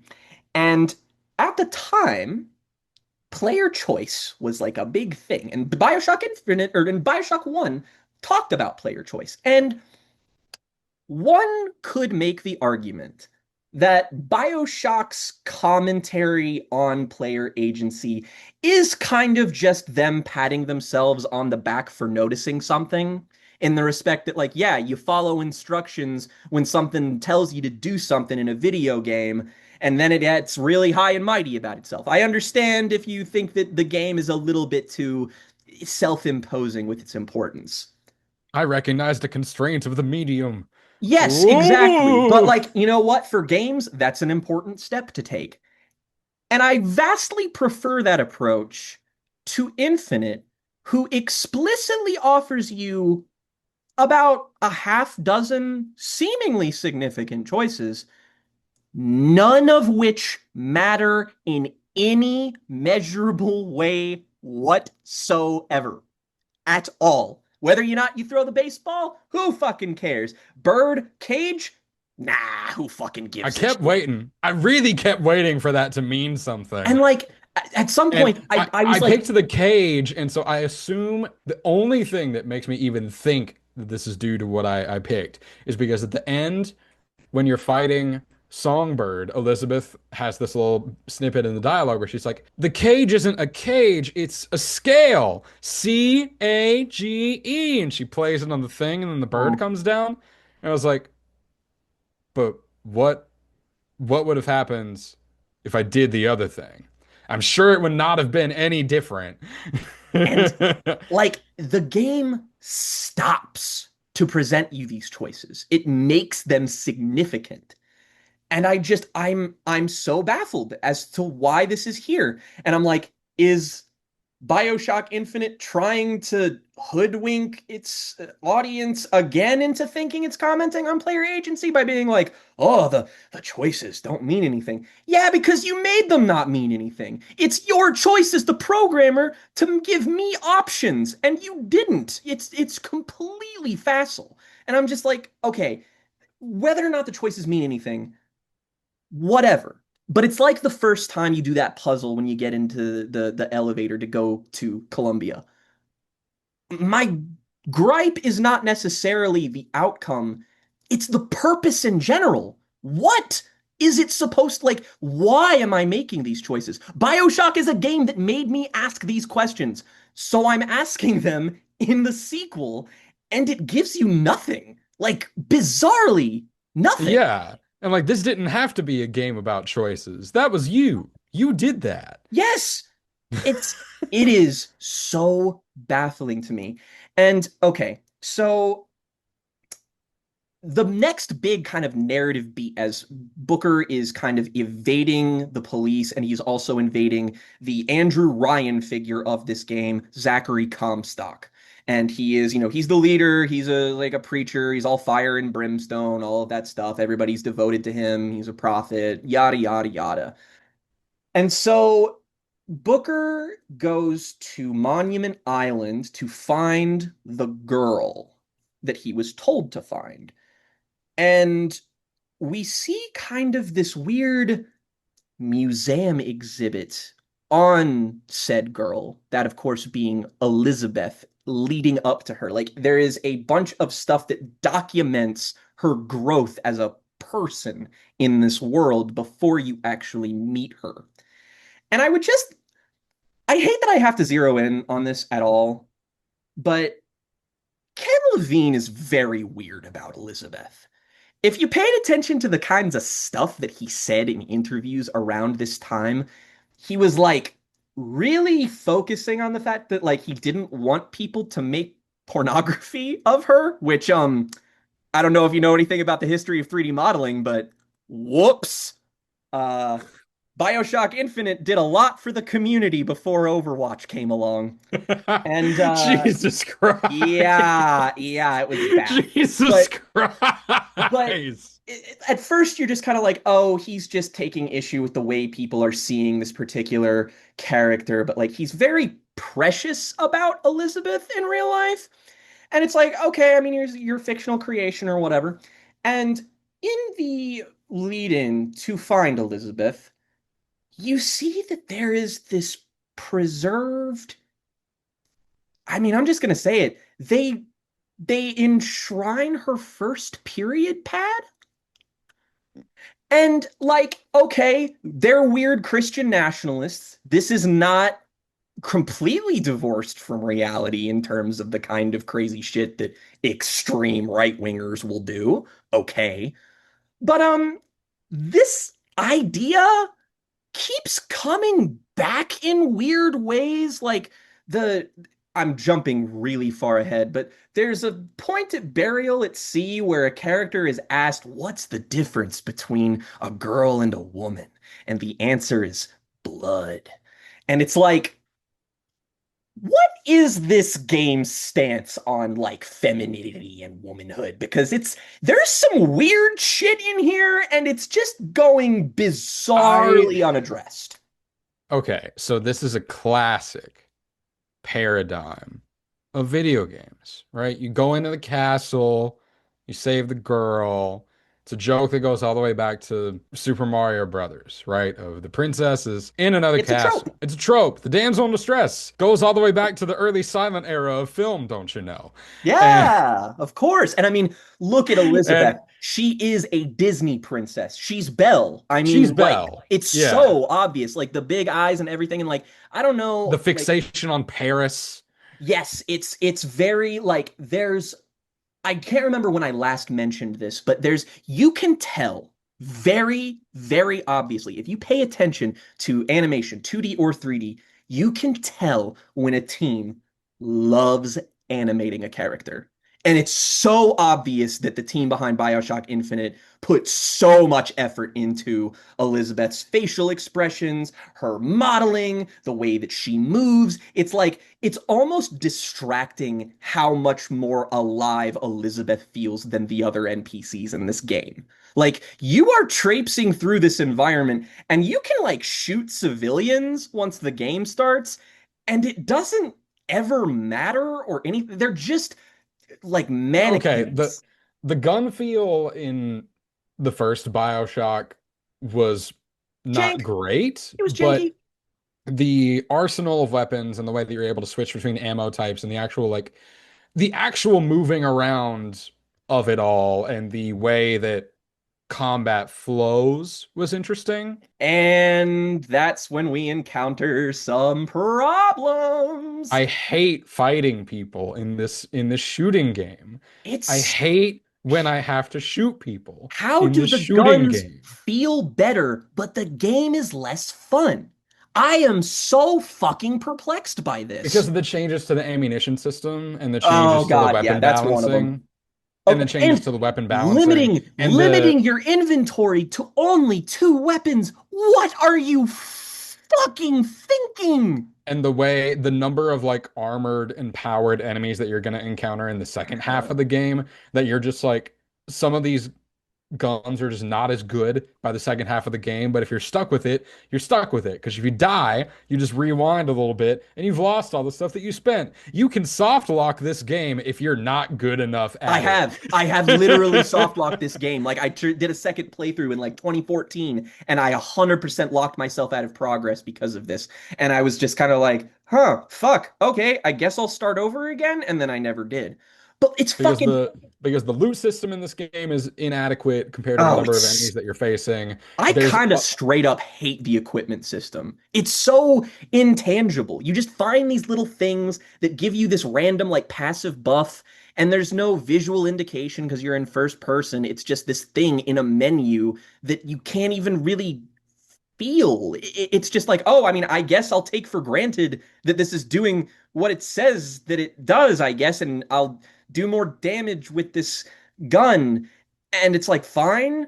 But then there's the fucking vigors. which are every all the upgrade same. They're all stuns. Every upgrade in BioShock to the guns as well as your like tonics and your powers all feel immediately tangible.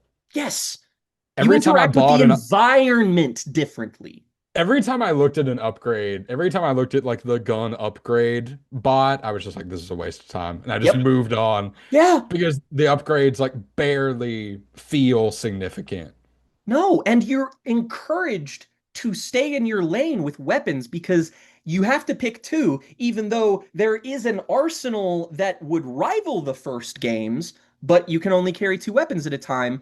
And And the you know enemy that drop rates are complement really bad, so it's hard to switch between weapons because there's you no guarantee that you'll be able to pick one off of the guy that you just killed. sorry if you like the sniper rifle in this game. You can get it a total of like three fucking times, and then at the end of the game, there just fucking isn't one. So if you like one in particular, you may need, like, you have to get it immediately. And it just adds this layer of inconvenience for no reason. Like, the reason this was cool isn't because more weapons equals better game. It's because that was like the calculus of BioShock, is that you were managing different ammo types. You were managing, like, oh, I want to rely on this specific type of gun because it works better on this kind of enemy, or I want to use this plasmid because it's more effective in this environment because I can electrocute the water and I can take care of more enemies that way. And it's just, it gives you options that it makes the game constantly switch itself up. It is alchemy that gives you, the player, agency. And this is just like, hey, do you want a really boring version of Halo 3?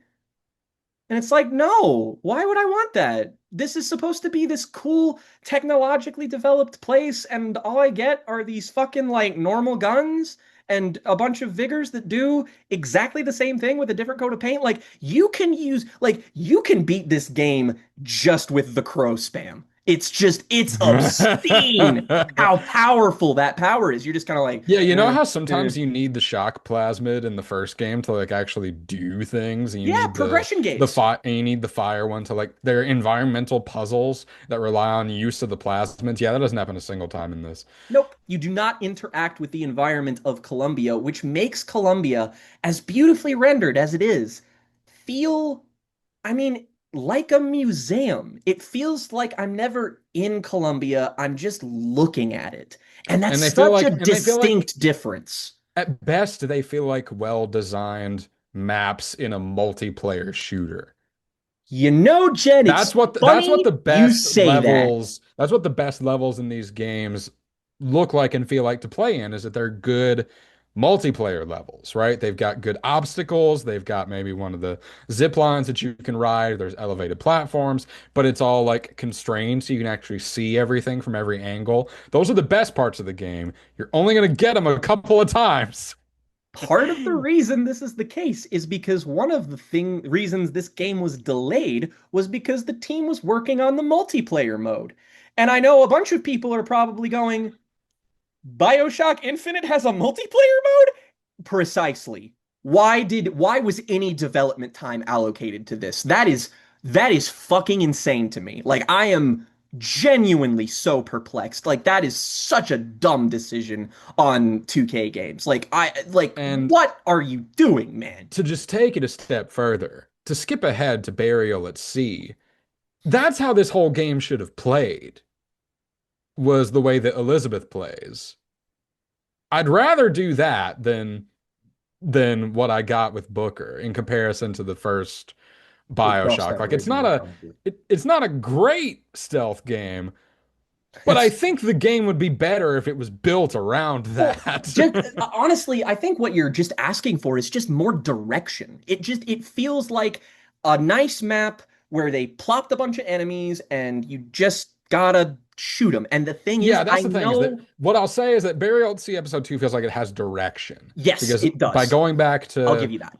by going back to more isolated spaces like you have in the first game, it requires more small decisions in level design than Columbia does, where it's just like, well, how many enemies are we gonna have? Well, how are the waves gonna work? Because there's so many times in this game where you just got waves of Wave enemies after coming after wave of you. enemy.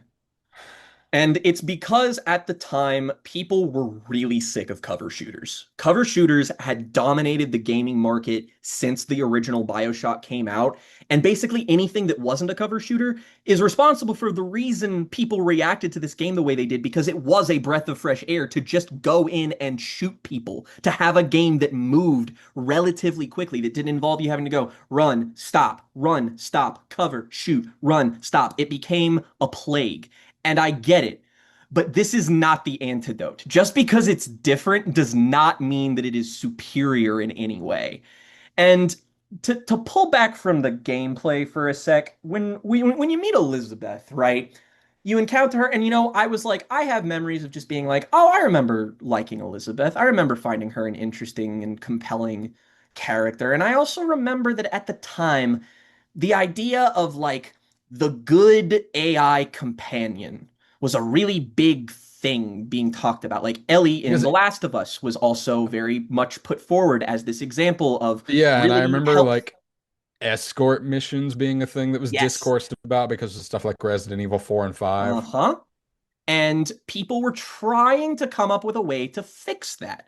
And Elizabeth was being teased as like this insanely advanced AI I for this remember game. this. Yes. And it was like, oh, she'll help you out during gameplay sections. She's not able to die so that you don't have to worry about constantly covering for her, all of this stuff.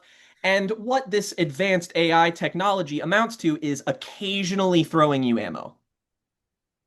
I was Occasionally. to say the advancements in Elizabeth as a design, as an AI companion, is making her as frictionless and as intangible as possible so that you don't have to think about her. And she is solving a problem that the game made for itself because she tosses you ammo, which is helpful, but it's because there's so many different ammo types that I'm not fucking using all the time. So I'm running out of the stuff that I have to rely on because I don't want to have to keep changing between the carbine and the machine gun and the sniper when I keep finding them. If you're gonna limit my options, let me fucking use the options still. Like, don't do this whole like, oh, like I'm not playing fucking Call of Duty. This is a really stupid design choice. But regardless, her AI is half baked, but I'm like, okay, whatever. This is a seventh gen thing. This happened a lot. Like maybe she's just like a cool character. And a good thing for this, like a way of describing what this game's writing is like, is that encountering Elizabeth, she immediately hostilely reacts to you and is about to hit you over the head with a book that she grabbed. And the book has quantum physics written on it. Do you get it? She wants to beat you over the head with quantum physics. Something this game does not understand. I'm not a This fucking gets this gets scientist. like this gets like Ant-Man sequel levels of just call it quantum and then it's fine. It can just be magic. The quantum particles are the reason that Rapture exists because they're not actually balloons. They're balloons that hold particles. Okay, I mean, all right, that's a way you can go for it. But you find Elizabeth in the tower and you escape, and the teased enemy of this game, Songbird, who is directly kind of analogous to the Big Daddies in design. Like you can see the skin and like the texture looks kind of similar, and you're like, okay, so is That Songbird similar going yellow to? color and it's got this grid pattern over the eye. Yeah, yeah. It looks like the Big Daddy's like outer shell. So it's echoing that, and you're like, oh, so is this going to be like a returning enemy instead of a bunch of different ones that I have to continuously fight off? No. It's Songbird is chase sequences that you don't actually, you're never in any danger during them. It just kind of shakes and plays really loud music while it makes you run down a corridor. And so baffling. You do not actually fight Songbird in this game. In fact, Yeah. the boss fights in general in this game are inexcusably all horrendously I'm gonna poor. say they're not even boss fights, they're just like big levels. Yeah, like the first boss is that fire guy you encounter right after the baseball tossing scene, and you can beat him in seconds flat. I'm not good at first person shooters. I'm really not. I like this game knelt at my feet with the boss fights. And look, Bioshock 1 does not have the greatest set of boss fights, but a lot of the time it made up for it with presentation. It made up by showing them to you in interesting ways. These guys just kind of plop onto the street and you just kind of got to shoot them. It's like, all Yeah, right, because you got the fire guys, and then you got the the giant handyman. robots, and then you got the handymen, which are just uh Every encounter with those, it's just like, I mean, aim for the big Zelda weak point and kill them, I guess. Like we didn't talk about the big daddies in the original BioShock, but they are encounters that you have to plan around. You have to have like a bit of a strategy. Like, oh, maybe I'll go and hack one of the little robot drones so it'll give me cover fire while I'll just, get some electric shotgun blasts and, blow it to oblivion behind this counter over here so that it won't get to me because I mean, the big daddies are hard.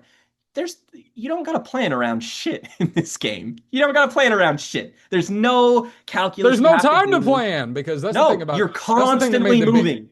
that's the thing that made the big daddies interesting is like they won't fight you at first. That's why the planning works the way that it does. But that doesn't work in this because everybody is just on site for Booker. And so the game is constantly moving and constantly propelling you forward. And so you have no real time to feel like you're learning how to do things. Or even marinating in the atmosphere of the environment like you did with Rapture. For as much as good things I can say about this game's art direction, the level design does not really work with it because Yeah. Rapture, like, for the most part, like, it's so, there's not a lot of wide open spaces. It's a lot of cramped stuff. It's a lot of interlocking level design that feels like a real place and thus even feels occasionally a little bit inconvenient to explore because real spaces are inconvenient to explore. Yeah. Bioshock Infinite is built like a shooter video game. The building interiors are like half of the visuals of this game.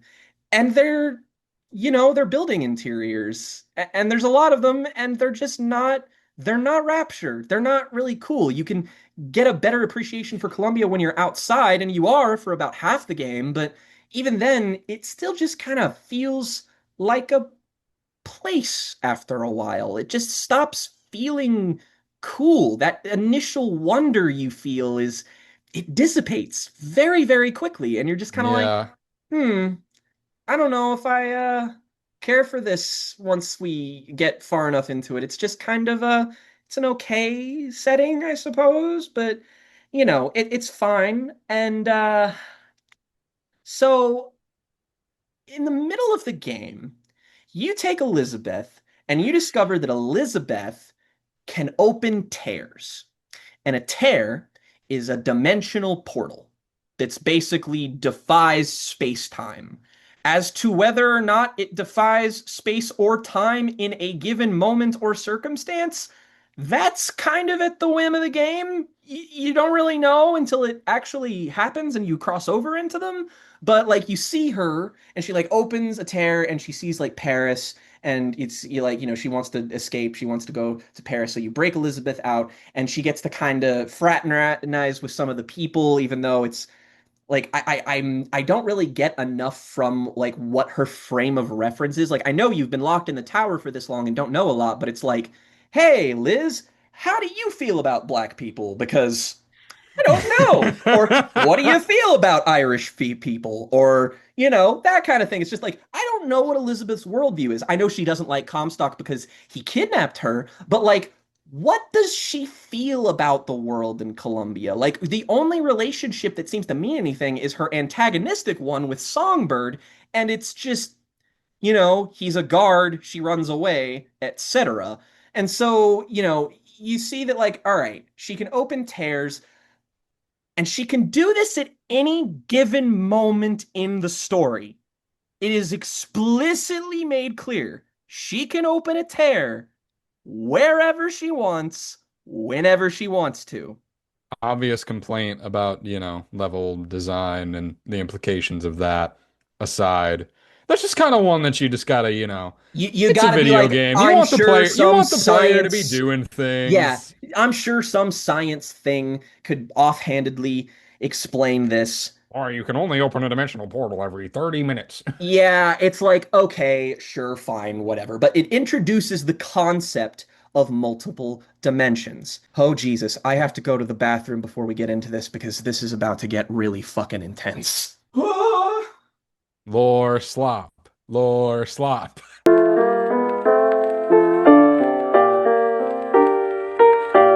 At this point in the game, despite the fact that we have only really been given a loose justification for why Elizabeth can't just portal their way out of there because they don't really need to accomplish anything other than escaping at this point. So, naturally, something has to come and throw a wrench in the narrative. And this is where Bioshock Infinite starts selectively deciding when these dimensional portals matter to the story. And what we find out is that Colombia is not a full ethno state. We do have an underserved working class that, kind of work as the industrial sort of like workers and stuff who are treated like second class citizens. And there is an uprising amongst these people, amongst the populace of Rapture, which is largely like Black, Irish, and Italian folks. They form this thing called the Vox Populi, which is a, resistance movement, and it is headed by Daisy Fitzroy, who is a an who I yeah, because her name's half Irish, but she's black.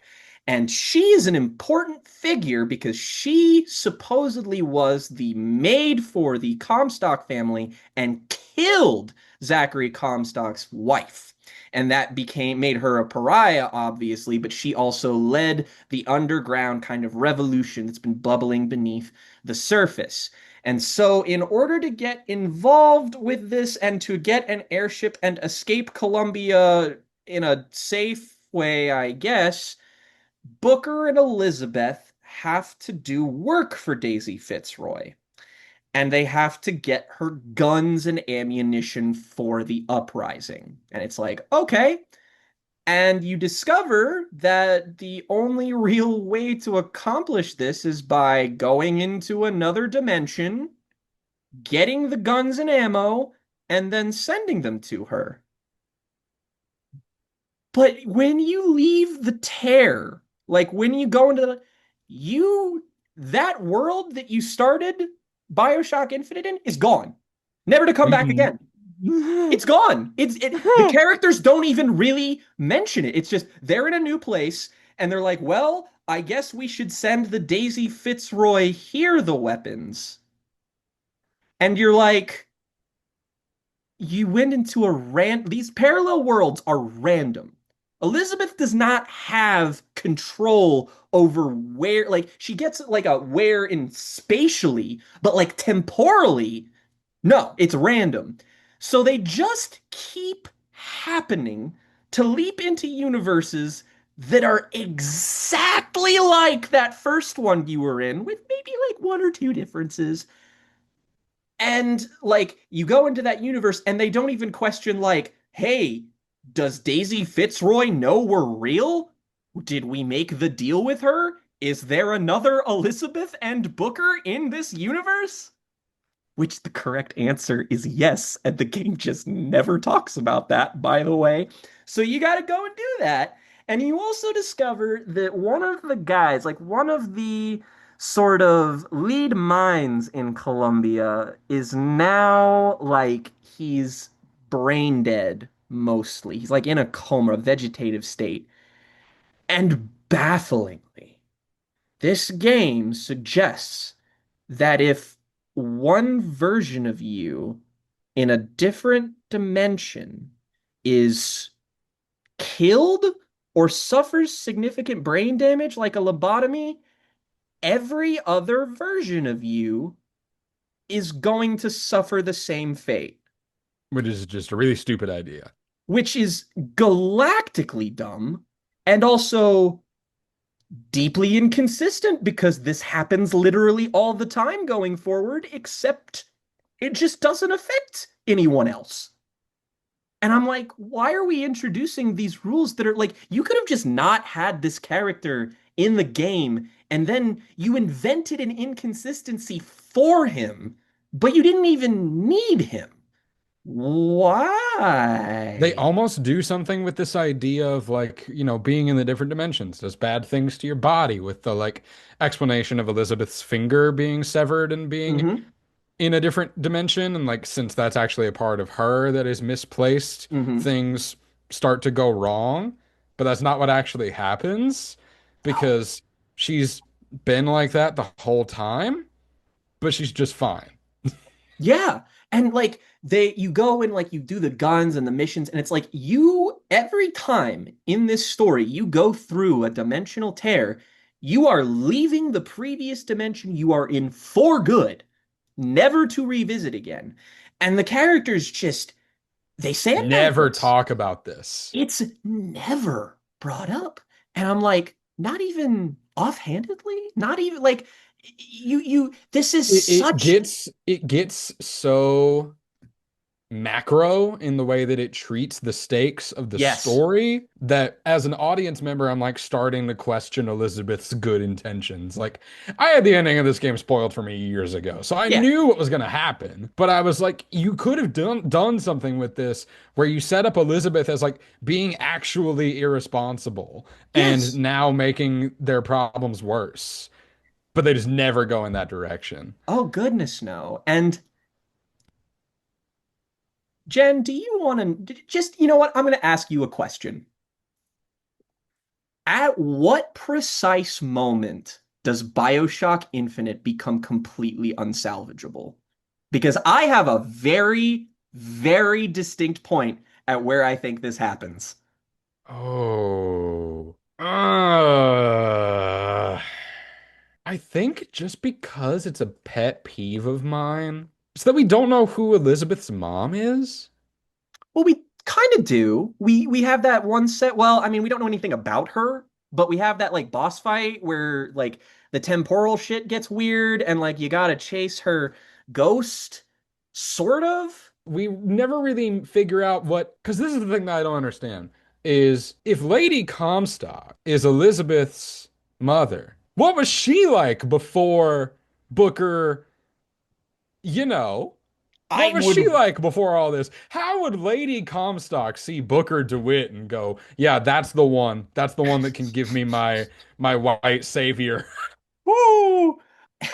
Important context for Booker is that we do gradually learn that Booker was a Pinkerton. He was an agent of the United States government and participated in the battle at Wounded Knee, which, again, put a pin in that. Put a And pin I'll in tell it. you the exact moment where Bioshock Infinite, for the fact that, like, look, this game has many issues. I was not really feeling it, frankly, as I was playing it.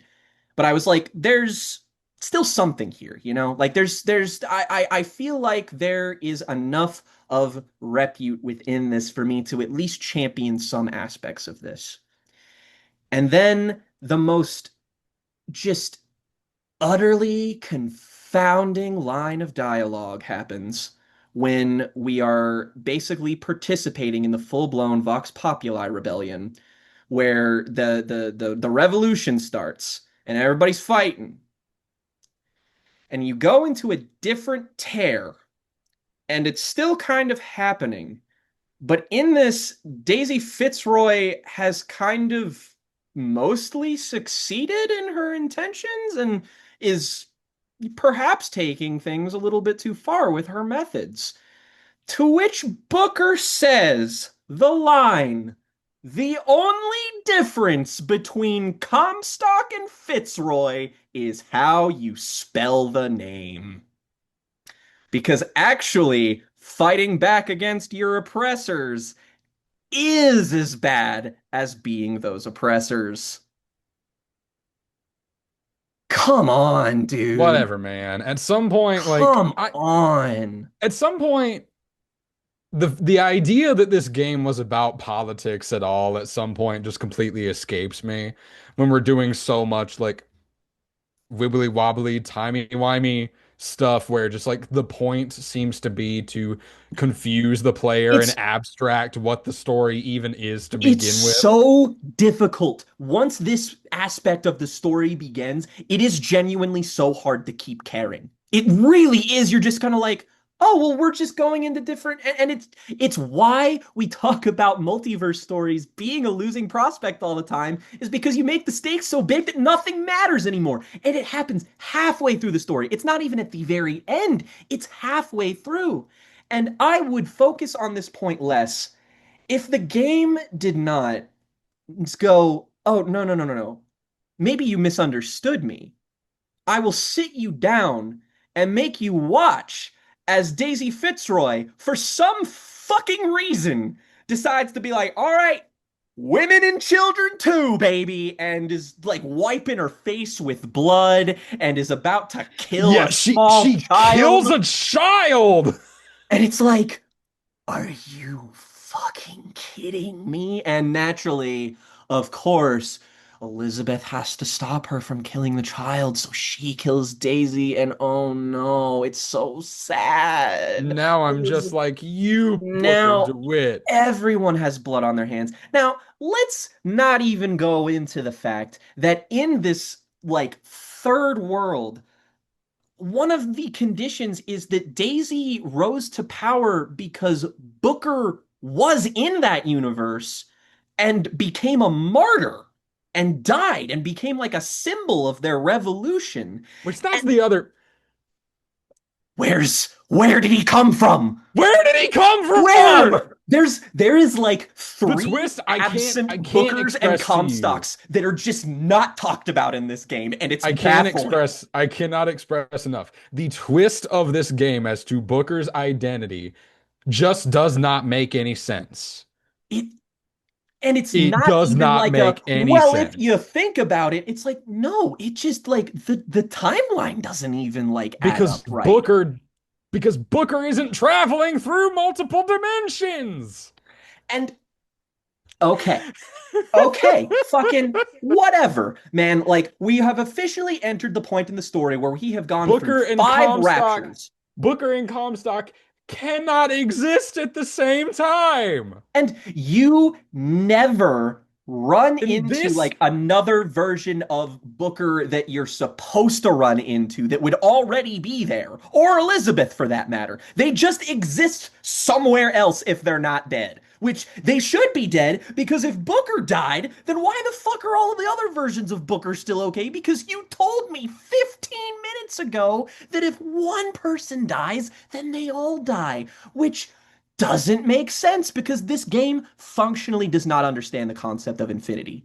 It doesn't. It simply does not understand what limitless even means. it It's does not understand what the many worlds theory is about. no. And like, look, I'm not saying that you need to make this into something where, oh, you went into another universe and then like a clown appeared on every single sidewalk simultaneously in one moment and then they disappeared and became cotton candy because technically speaking, if there's infinite universes, that happened in one of them.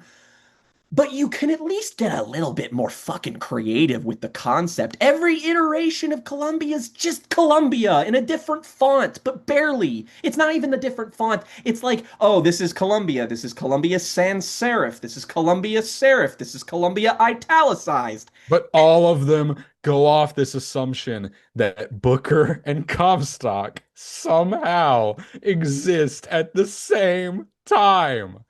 All And of them like, operate under this assumption. It's uh, so stupid, I can't even begin to fathom. and you know, look, maybe I'm reading a little bit too much into this, but I find it curious, shall we say, that look, this game has incredibly neoliberal politics. There's no way around that. But it's just very funny that Colombia, the segregated white borderline ethno state, is like basically stable.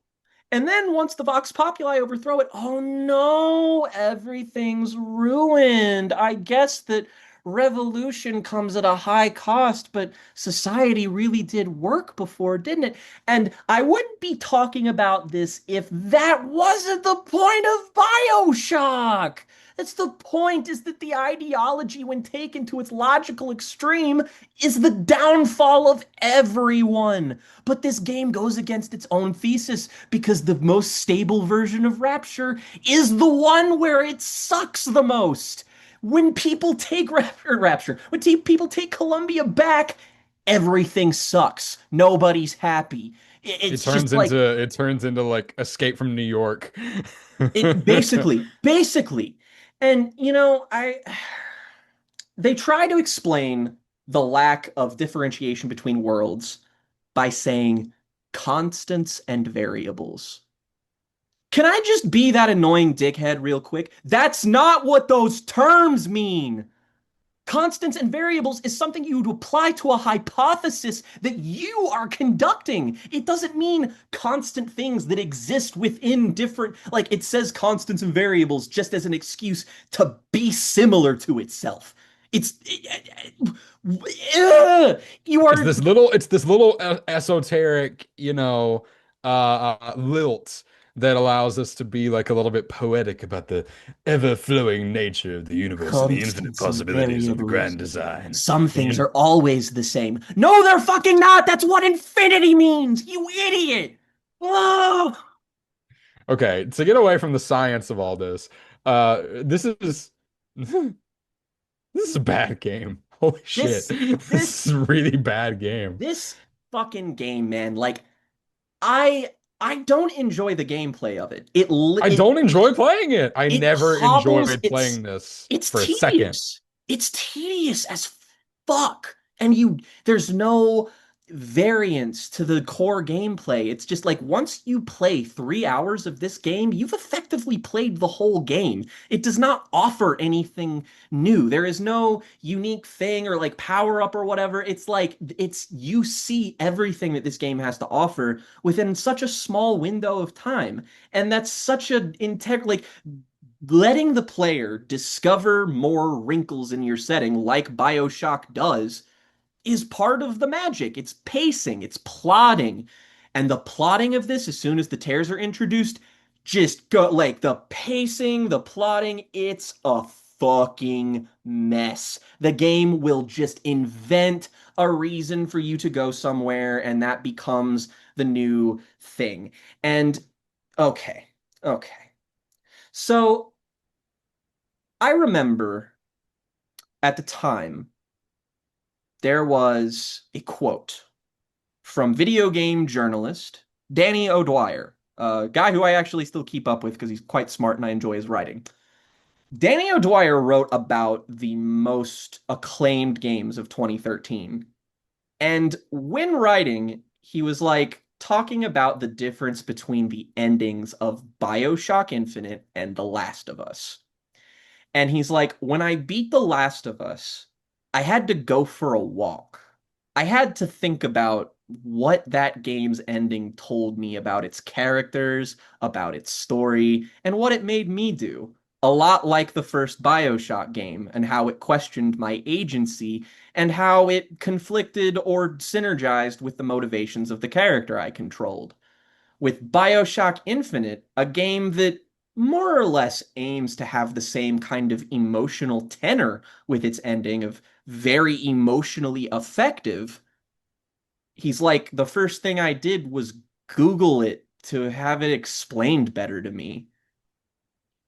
And if that doesn't tell you everything you need to know about the final act of this game that just steers itself right off a cliff, the alternate version of Elizabeth that becomes evil and supplants Comstock in one universe, Elizabeth getting kidnapped and tortured, and naturally we have to take more clothes off of her, and she gets an outfit where she breasts boobily, and thanks Ken, don't sexualize my character except for when I do it all the time.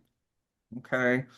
And eventually all roads lead back to Comstock, and oh boy, he's standing there. And do you get the symbolism, Jen, of he Booker drowns him like he was baptized at the start of the game.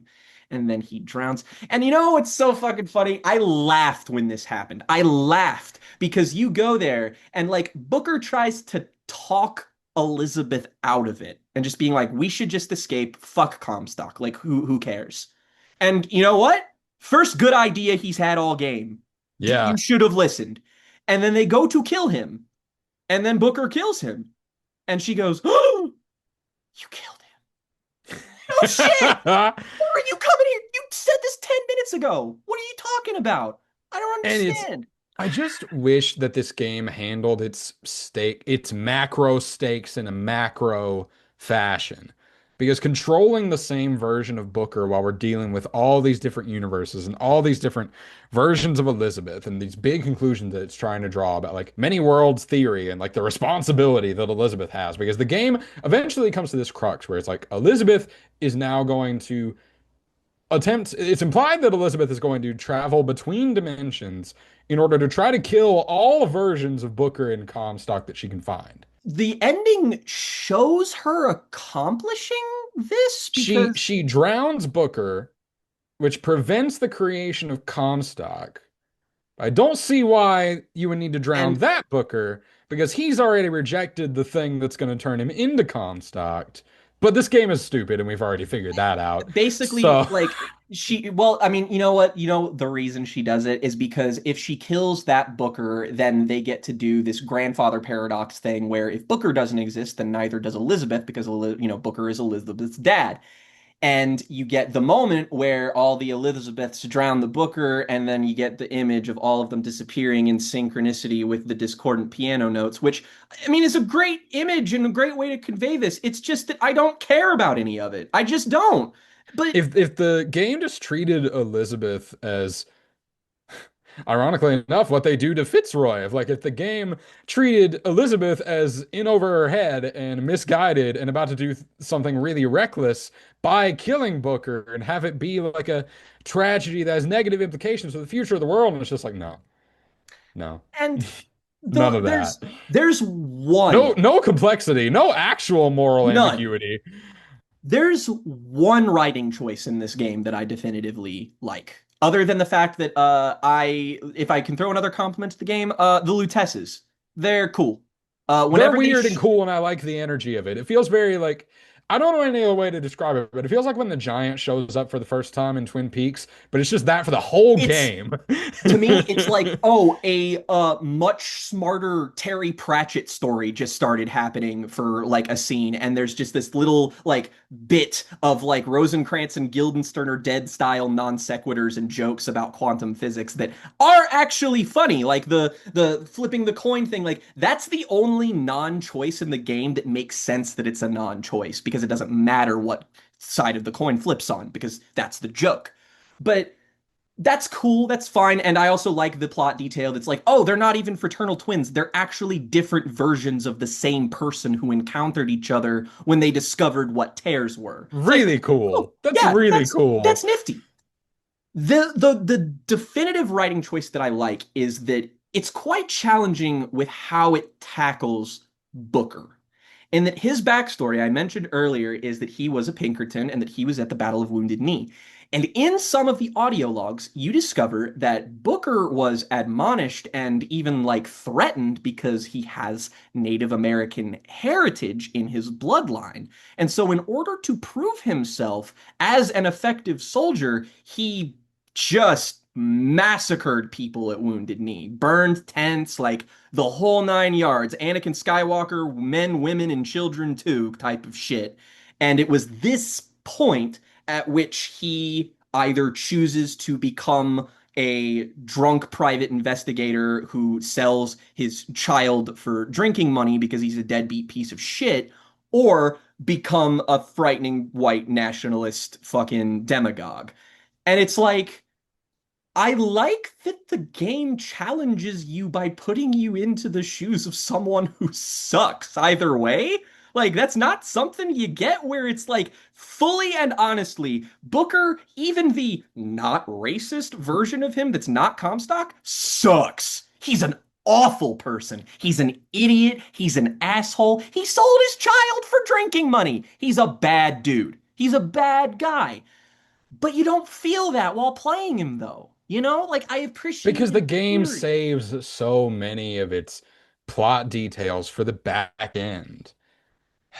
And the back end, of course, because this feels like the first moment I ever experienced this phenomenon happening when Elizabeth snaps her fingers and you start to hear the old jazz music and you pop into Rapture and Songbird dies. And the best part, Jen, the best part is that it's the room you start out in where you get the plasmid in Bioshock 1. Because if you go up there, you see that the plasmid's not in the case. It's not only that you went to Rapture, you're in Rapture while Jack is in Rapture. Kill yourself. I hate this so much. This Lore empty, slop. facile, remember when, oh, the nostalgia. Dude, Bioshock was 5 years previous. Are you fucking kidding me? What is this? What is this, They man? really got up their own about There's this. always a lighthouse. There's always a man. There's always a. You're just pointing out storytelling tropes. This isn't profound. What are we even talking about anymore? Like, oh, there's always a lighthouse. And it's like, yeah, because you don't have any fucking imagination. You see an infinite series of lighthouses, and it's like, wow, kind of funny how these are all exactly the same. But Yeah, I mean it's a neat visual metaphor, but it's derived out of laziness. yes, That's the thing, is that it's like complete accidentally laziness. clever because it's so lazy. The idea of these characters going back to Rapture is just such a non-starter that initially it didn't even bother me that it was happening. Yeah, It only it's. really becomes like a thing that really starts to grate at me when we get to Burial at Sea, which is just Oh so much like, fucking boy, do burial at you remember fucking sea. Rapture? Except, man, okay, I had not played Burial at Sea until this point. And I did this purely because people pitched this to me as essentially, no, Burial at Sea is not DLC. Burial at Sea is a sequel to Bioshock Infinite, a direct sequel. And it's like, well, really? Because when it was marketed, when this came out, and I did not play it just because I didn't really care that much, it was like, oh, you're going back to Rapture, and it's like clearly the way it's marketed is it's like, oh, because Bioshock Infinite got all weird with dimensional stuff, this character looks like Elizabeth, and you talk with your fucking Troy Baker Booker voice, and like it's gonna be more or less an excuse to go back to Rapture, and it's not actually gonna be the same Booker and the same Elizabeth because that would be fucking ridiculous, right?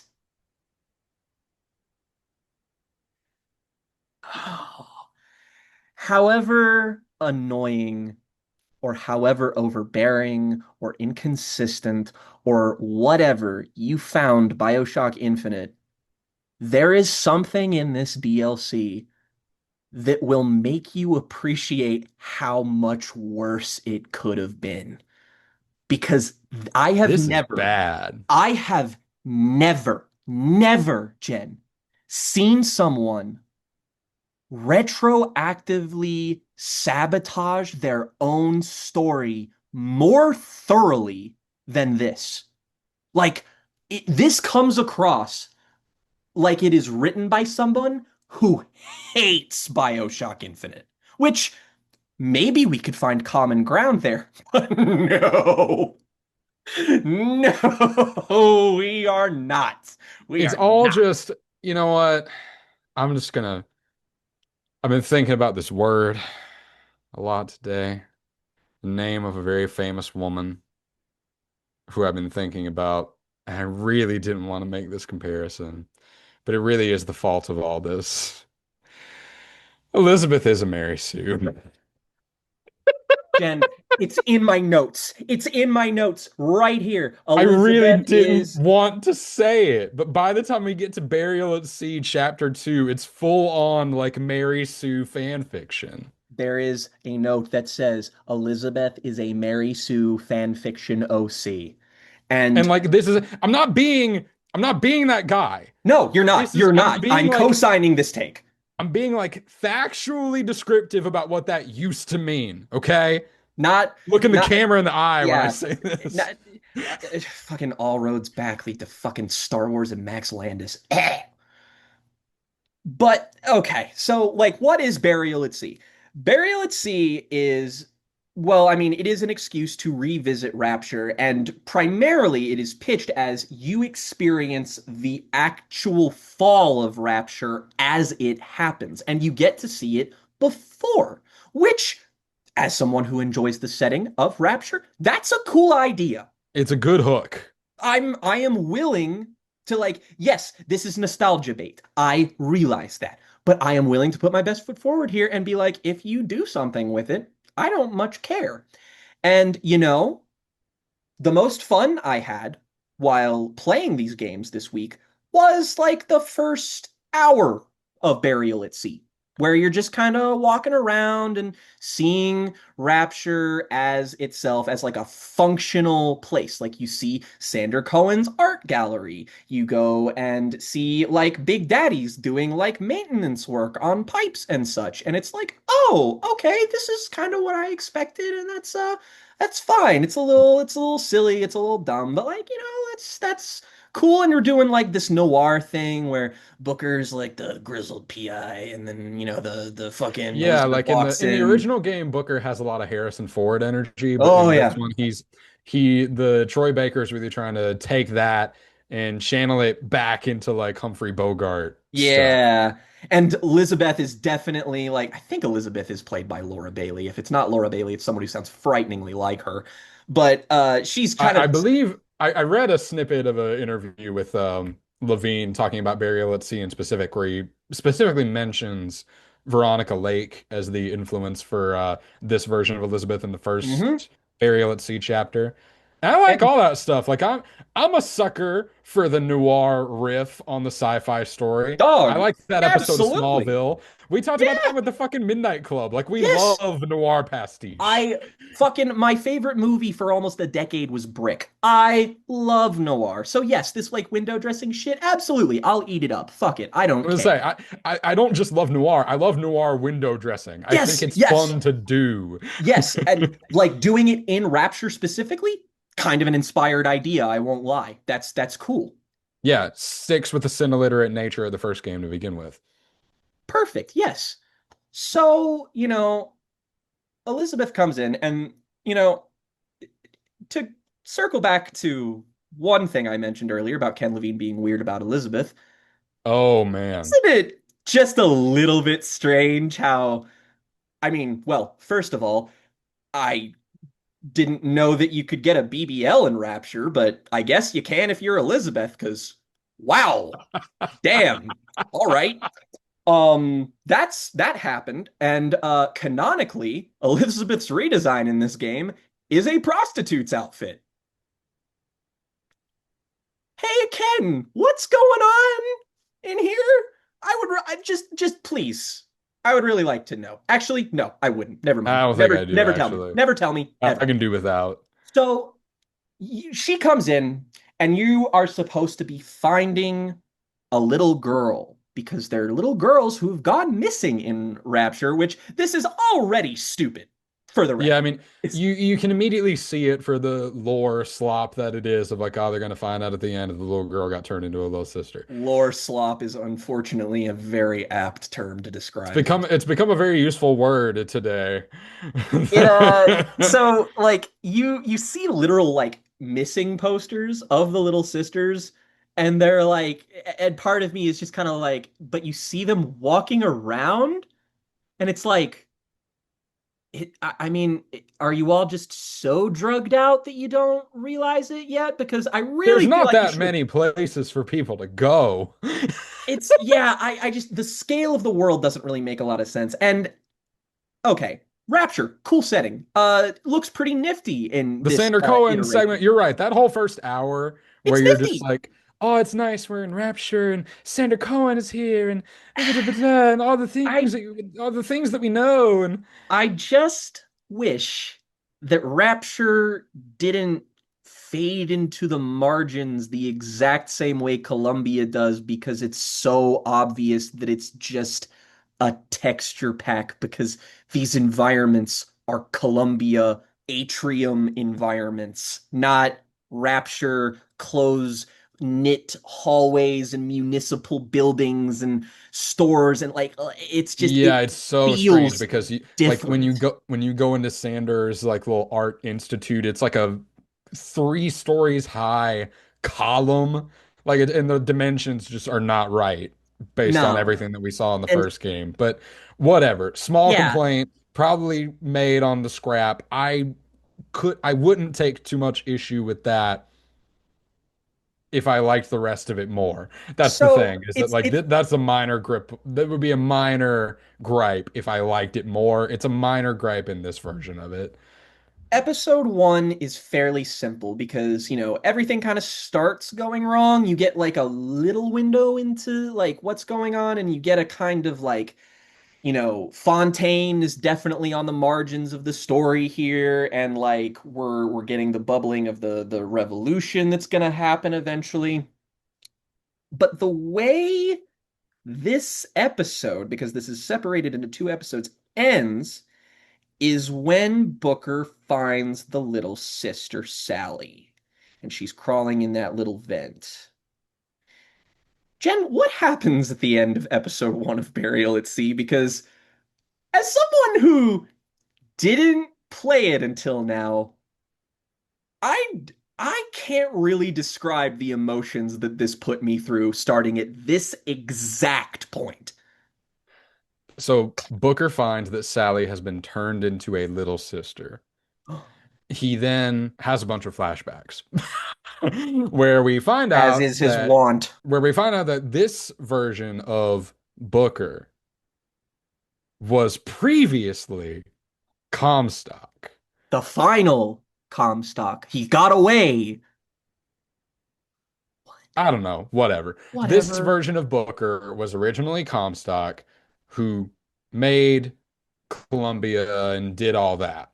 And he had the Lutesses steal baby Elizabeth from a different Booker in a different dimension, but the operation goes bad, and that version of Elizabeth is killed.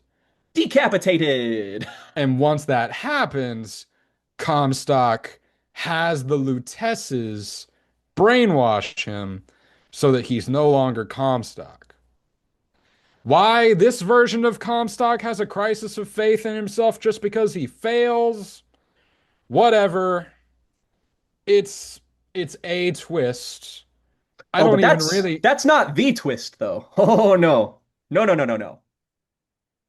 That has to do with Elizabeth, who is the Elizabeth from Bioshock Infinite, who is, and I'm just going to say this just so I can move past it, is said to be omniscient, which no, No. no, and is now hunting down the final Comstock. She is, on a vengeance quest.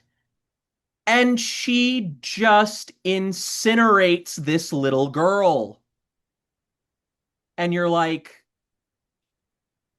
what? And then a big daddy Just kills you and then the game kills ends. Booker, and Booker dies. He's gone.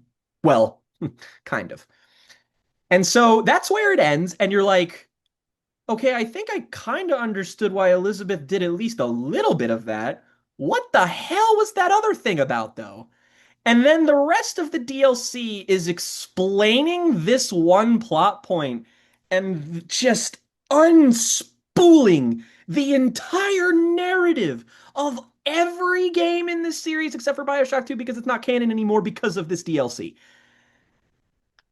And I, this is appalling, man. I, how did you make me feel bad for a story I already kind of hated? So, what I think is supposed to be happening in part two of this, are we the same version of Elizabeth in this?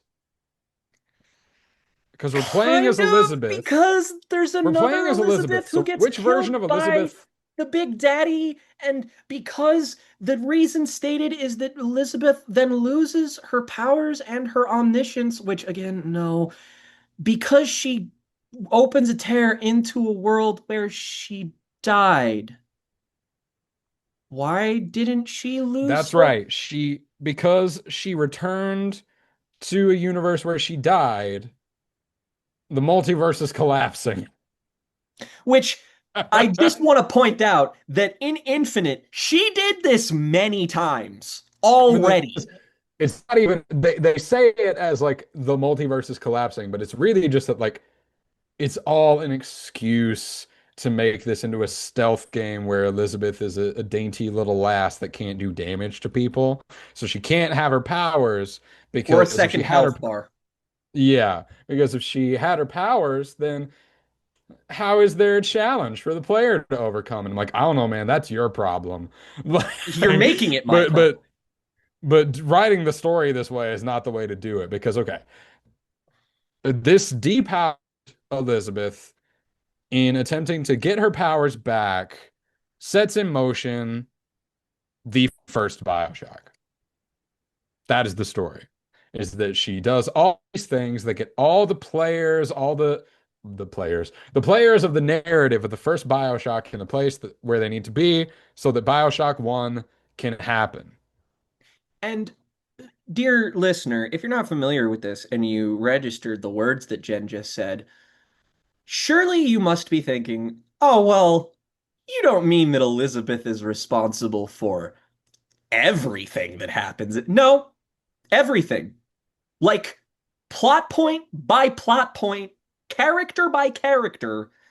Burial at Sea episode 2 explains how Ken Levine's super cool, awesome OC that travels between dimensions to try and kill bad guys is secretly responsible for every important thing that ever happened in Bioshock 1.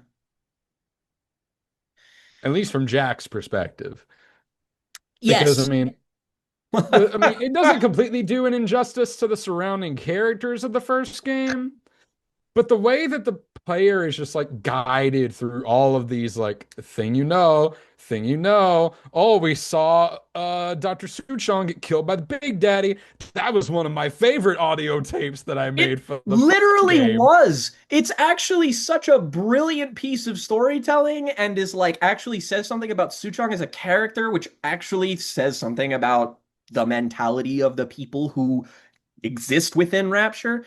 And it's fucking Suchong in general is kind of a Gordian knot of like weird logical inconsistencies. Like this dude, firstly, is said explicitly to be Korean, but speaks with a Chinese accent, writes his encoded notes in broken English.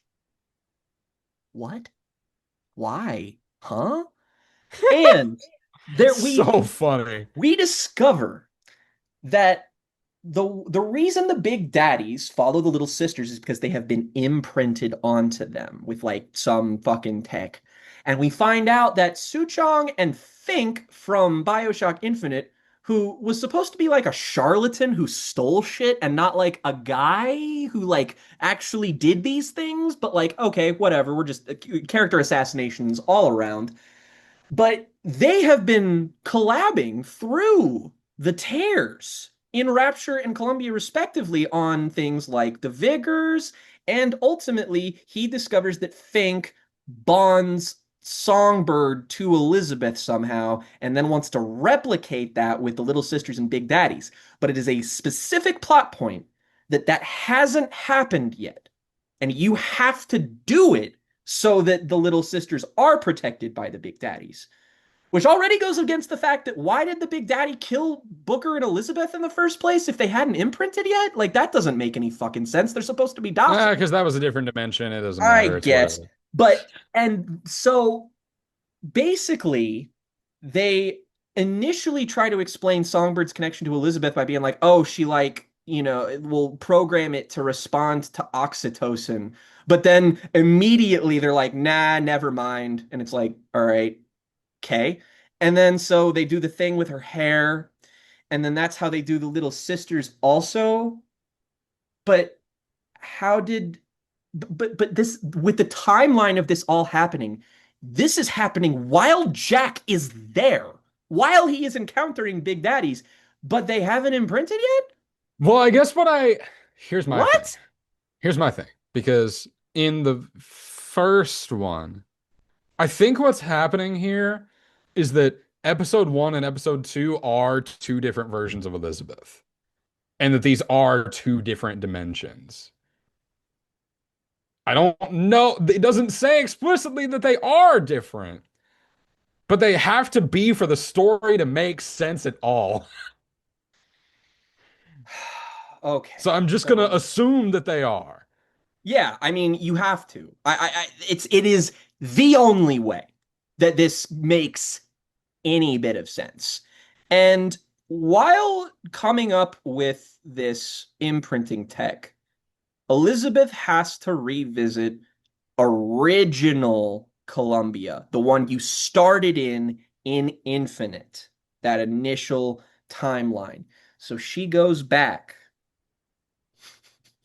She goes back. I've been, I've been waiting for this because it is so like imagine if one of the like newer Star Wars movies brought up midi-chlorians again and was like tried to explain them even more Ray's because got the most midi-chlorians it's that anyone has ever had. it's exactly that, but it this fucking point, like when I tell you that I was just laughing my ass off at something that happens in this. Oh boy. So we see Elizabeth the Prime, the one that we're controlling, goes to the Vox Rebellion. And it's happening, and she goes in this elevator, and we catch this scene of the Lutesses talking to Daisy Fitzroy. And during this, I think that perhaps some of the criticism of that plot point in Bioshock Infinite informed some of the writing here. Because the Because Lutesses. the two magical white people tell the Black Revolutionary, you should die so that Elizabeth becomes a more strong person. And she's like, what? And then they're like, you should die because we said so. And that's it. And at the end of this interaction, they do this thing. The Lutesses often quote like famous figures or like historical things. Yeah. And they do this thing where the Lutesses go, as a wise man once said, and will say, and they say this quote, do you know who this quote belongs to, Jen? I'm sorry. So give me the quote again because I've forgotten the I don't line. remember it exactly, but you don't need to know what it is. They just it's just something they say that it basically means that just because you're doing a good thing that you won't be around to see the rewards and benefits of. That's right. Yes, yes. I remember the general sentiment of it. Yes. They are quoting Martin Luther King Jr. Daisy Fitzroy. No shot, You dude. there's not a funnier answer to this question than the actual answer. I I like because I The was only thing just that would be curious. funnier I and was curious. I was like, who said that? And then I Googled it and I was like, the audacity, the fucking audacity of this writing team, man. That is I now I'm just picturing I have this insane idea. Okay. I'm just imagining now that if Ken Levine invented a time machine and went forward in time, he would have put in the what is a legacy? It's planting seeds in a garden that you never get to see from Hamilton and have the Lutesses say that.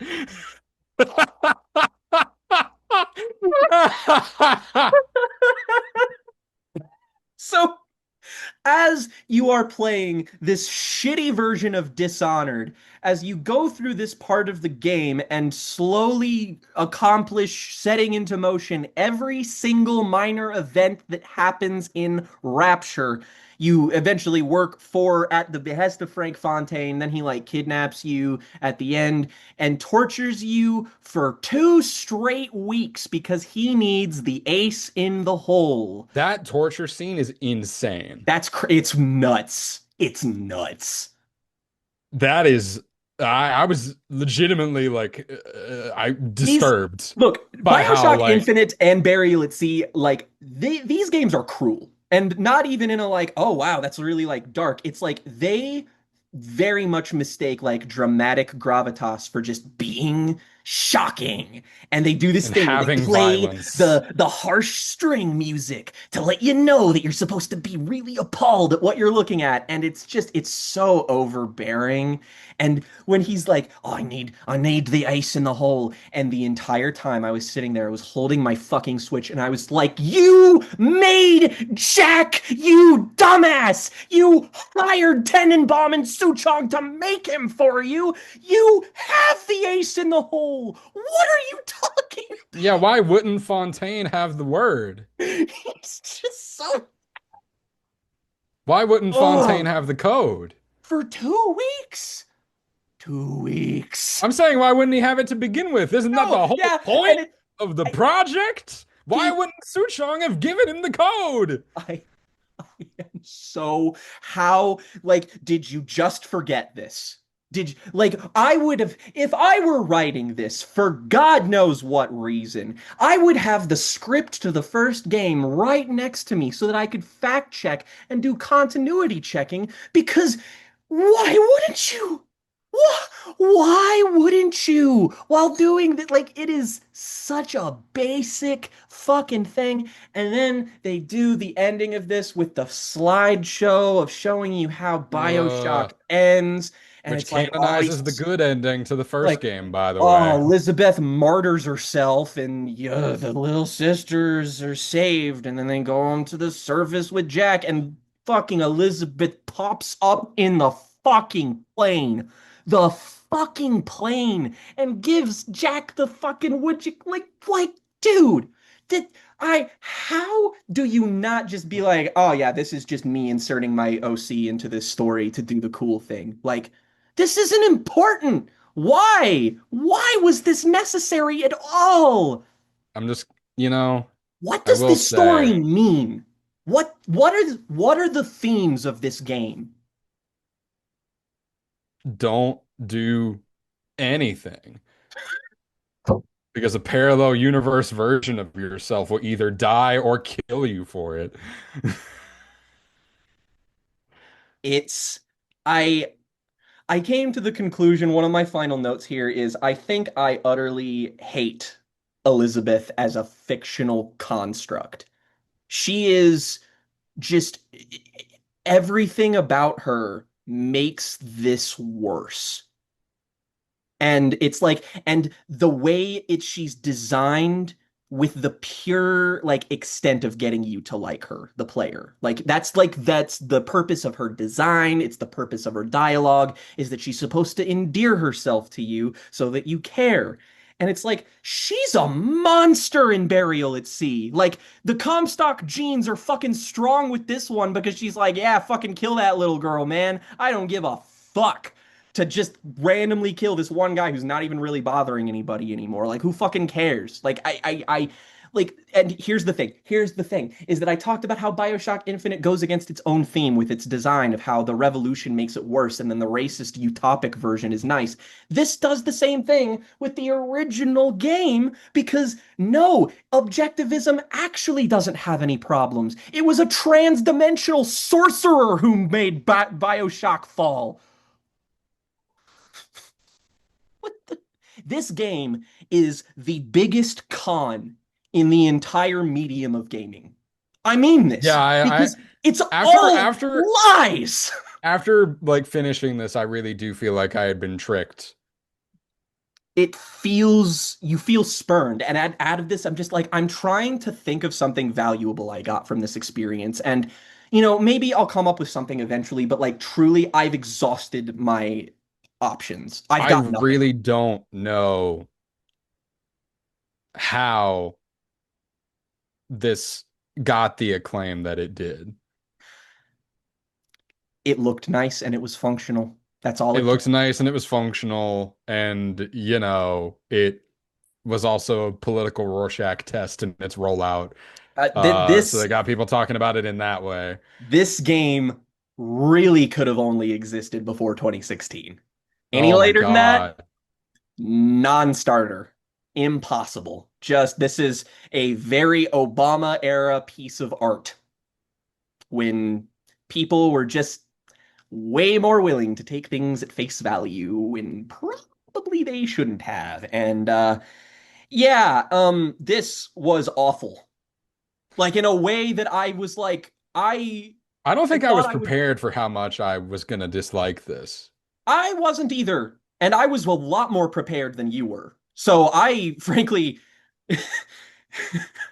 I think just because of it's not even the worst game I've ever played, so I wouldn't even no, give it a 5 just on like, yeah, man, this game sucks. It's completely terrible. It's not completely terrible, but I think because of the like psychic magnitude that interacting with this game has put on me, that's made me like reconsider the last like 10 or 12 years of gaming criticism.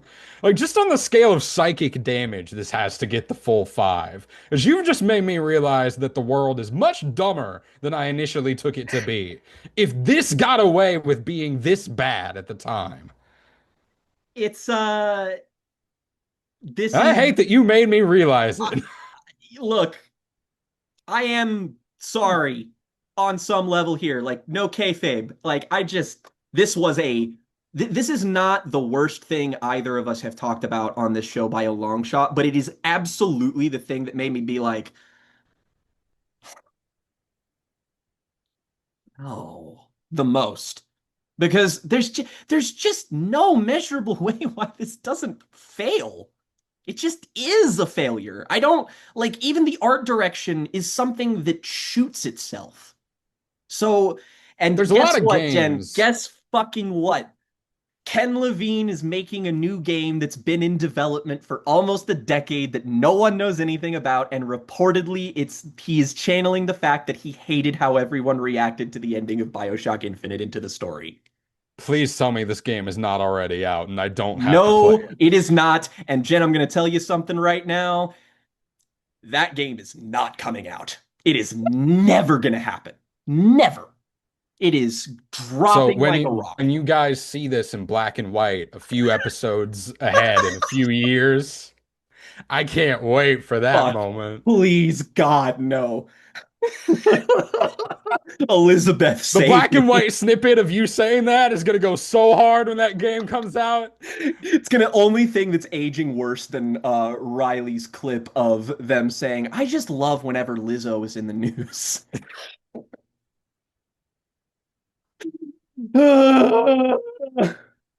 Let's do it. Oh, we're Okay. done. We're done. We're What are you done. doing to I need a little bit of reparations for Okay. this. Let's give it everything we've got! It's punishment time! You deserve reparations for this. Okay, Jen.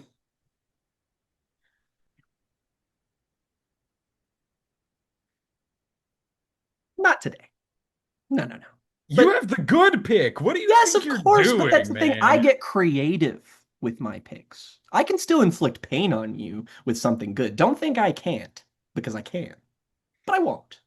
Because Jesus. that's the thing. We have encountered such strife in this arc, man. This It's arc has been been rough. crazy. You have already set your own sword of Damocles up that I am constantly watching, constantly looking at. So you know what? Mutually assured destruction, motherfucker. But that day's not today. Because we need to come back to Earth after that. It's been a Like no, wild couple of yes, episodes. like I've recommended you a lot of games in a row too, so I want something that's a little bit easier. something that, something that I feel like will have a nice air to it discussion-wise. But alas, this is uh this is a complicated recommend. So, in the first arc of our show, we had an episode where I recommended you a series of select choices from a particular creator, Doug Walker. And this is kind of a spiritual sequel to that recommendation, in that I am recommending you something from a very similar time and era, but it's kind of in reverse. And I won't elaborate on that because I think it'll make sense once we get there. But the world online used to be very different. Lots of like the heyday, the wild west of YouTube, back when you could do anything and anything could gain popularity. Some things stood above the rest. Some things endured not just years, but decades. And some of those things are terrible, like the Nostalgia Critic, which we've gone into. But there are also things with a lot of merit that have evolved in specifically ways that only stuff on the internet really can.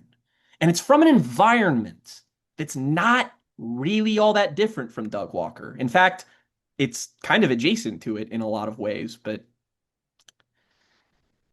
Jen, we talk about anime together a lot. Shonen anime in particular is one thing that we've kind of bonded over. But I have a feeling I'm a much bigger fan of where this all began than you are. Jen, how much Dragon Ball have you watched?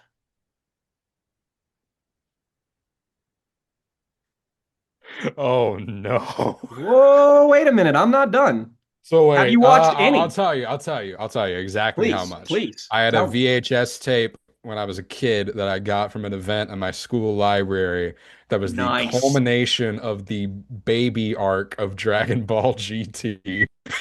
Oh, no, And not I GT. can't tell you how many times I watched that VHS tape of those 3 episodes of Oh, Goku fighting Baby and getting his Super Saiyan powers back.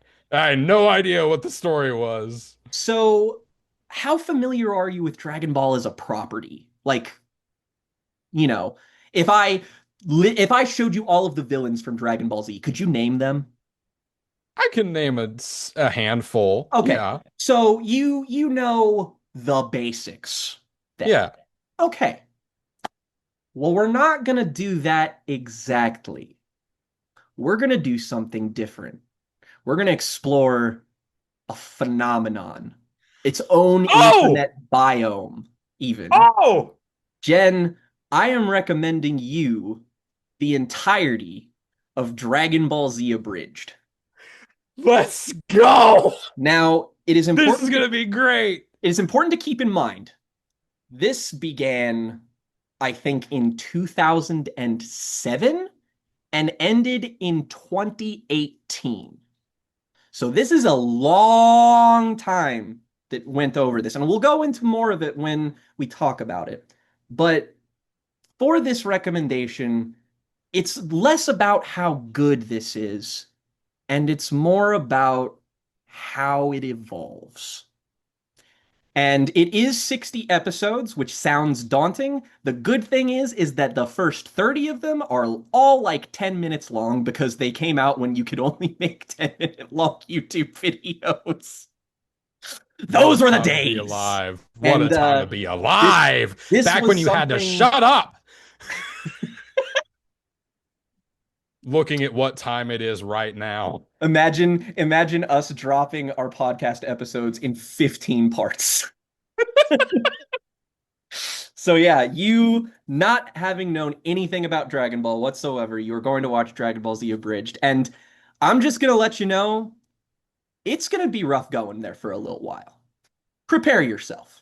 Cause it's Am I gonna be seeing some 2007 humor? actually, and I will very decisively, I am going to make you a playlist of the episodes because I want you to watch specifically the director commentary of the final episode. One of my favorite things on the entire internet is that the guys who made this project go back and talk about all of the work that they put into this series as they go along.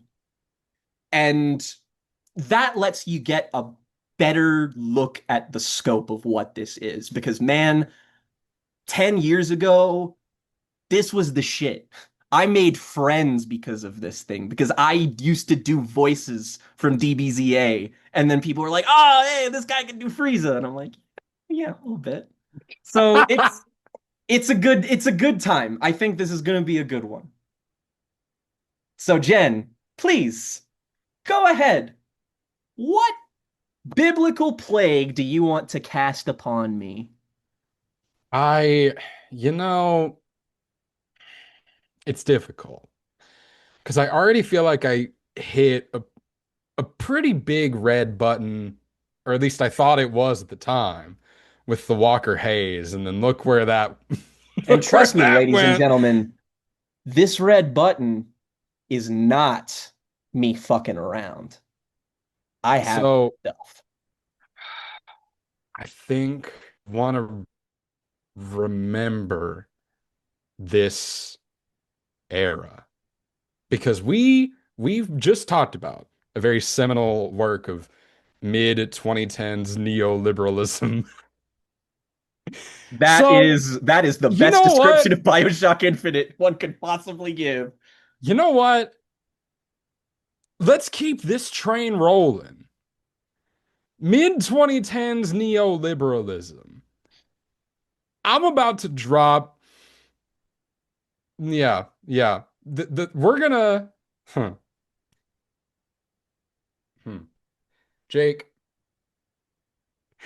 if Bioshock Infinite and its contemporaries shifted video game criticism forever, another time, just a couple of years later, criticism of a different form would see no short than an impact event that forever changed film conversation online, for better or worse. And no matter how much it seems like we really blew things out of proportion looking back at it. But you never know until you go look at it for yourself. And I myself have not done this. As a scholar of the time period where criticism, So this is a double blind recommend then. yeah. So, in a time, as a scholar of when criticism died, I feel like I can't go any longer without watching Lady Ghostbusters. Fuck, damn it. I I was feel thinking like literal days ago how I was like, it's so good that I haven't paid attention to the new fucking Ghostbusters movies. so we're gonna go watch Lady Ghostbusters. I just watched a new Paul Feig movie. It was bad. Mm.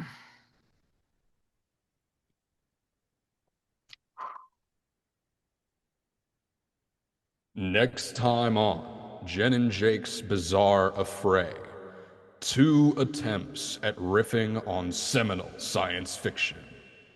Which one comes out on top? How are we going to survive the end of this year? It's It's April 1st. April Fools!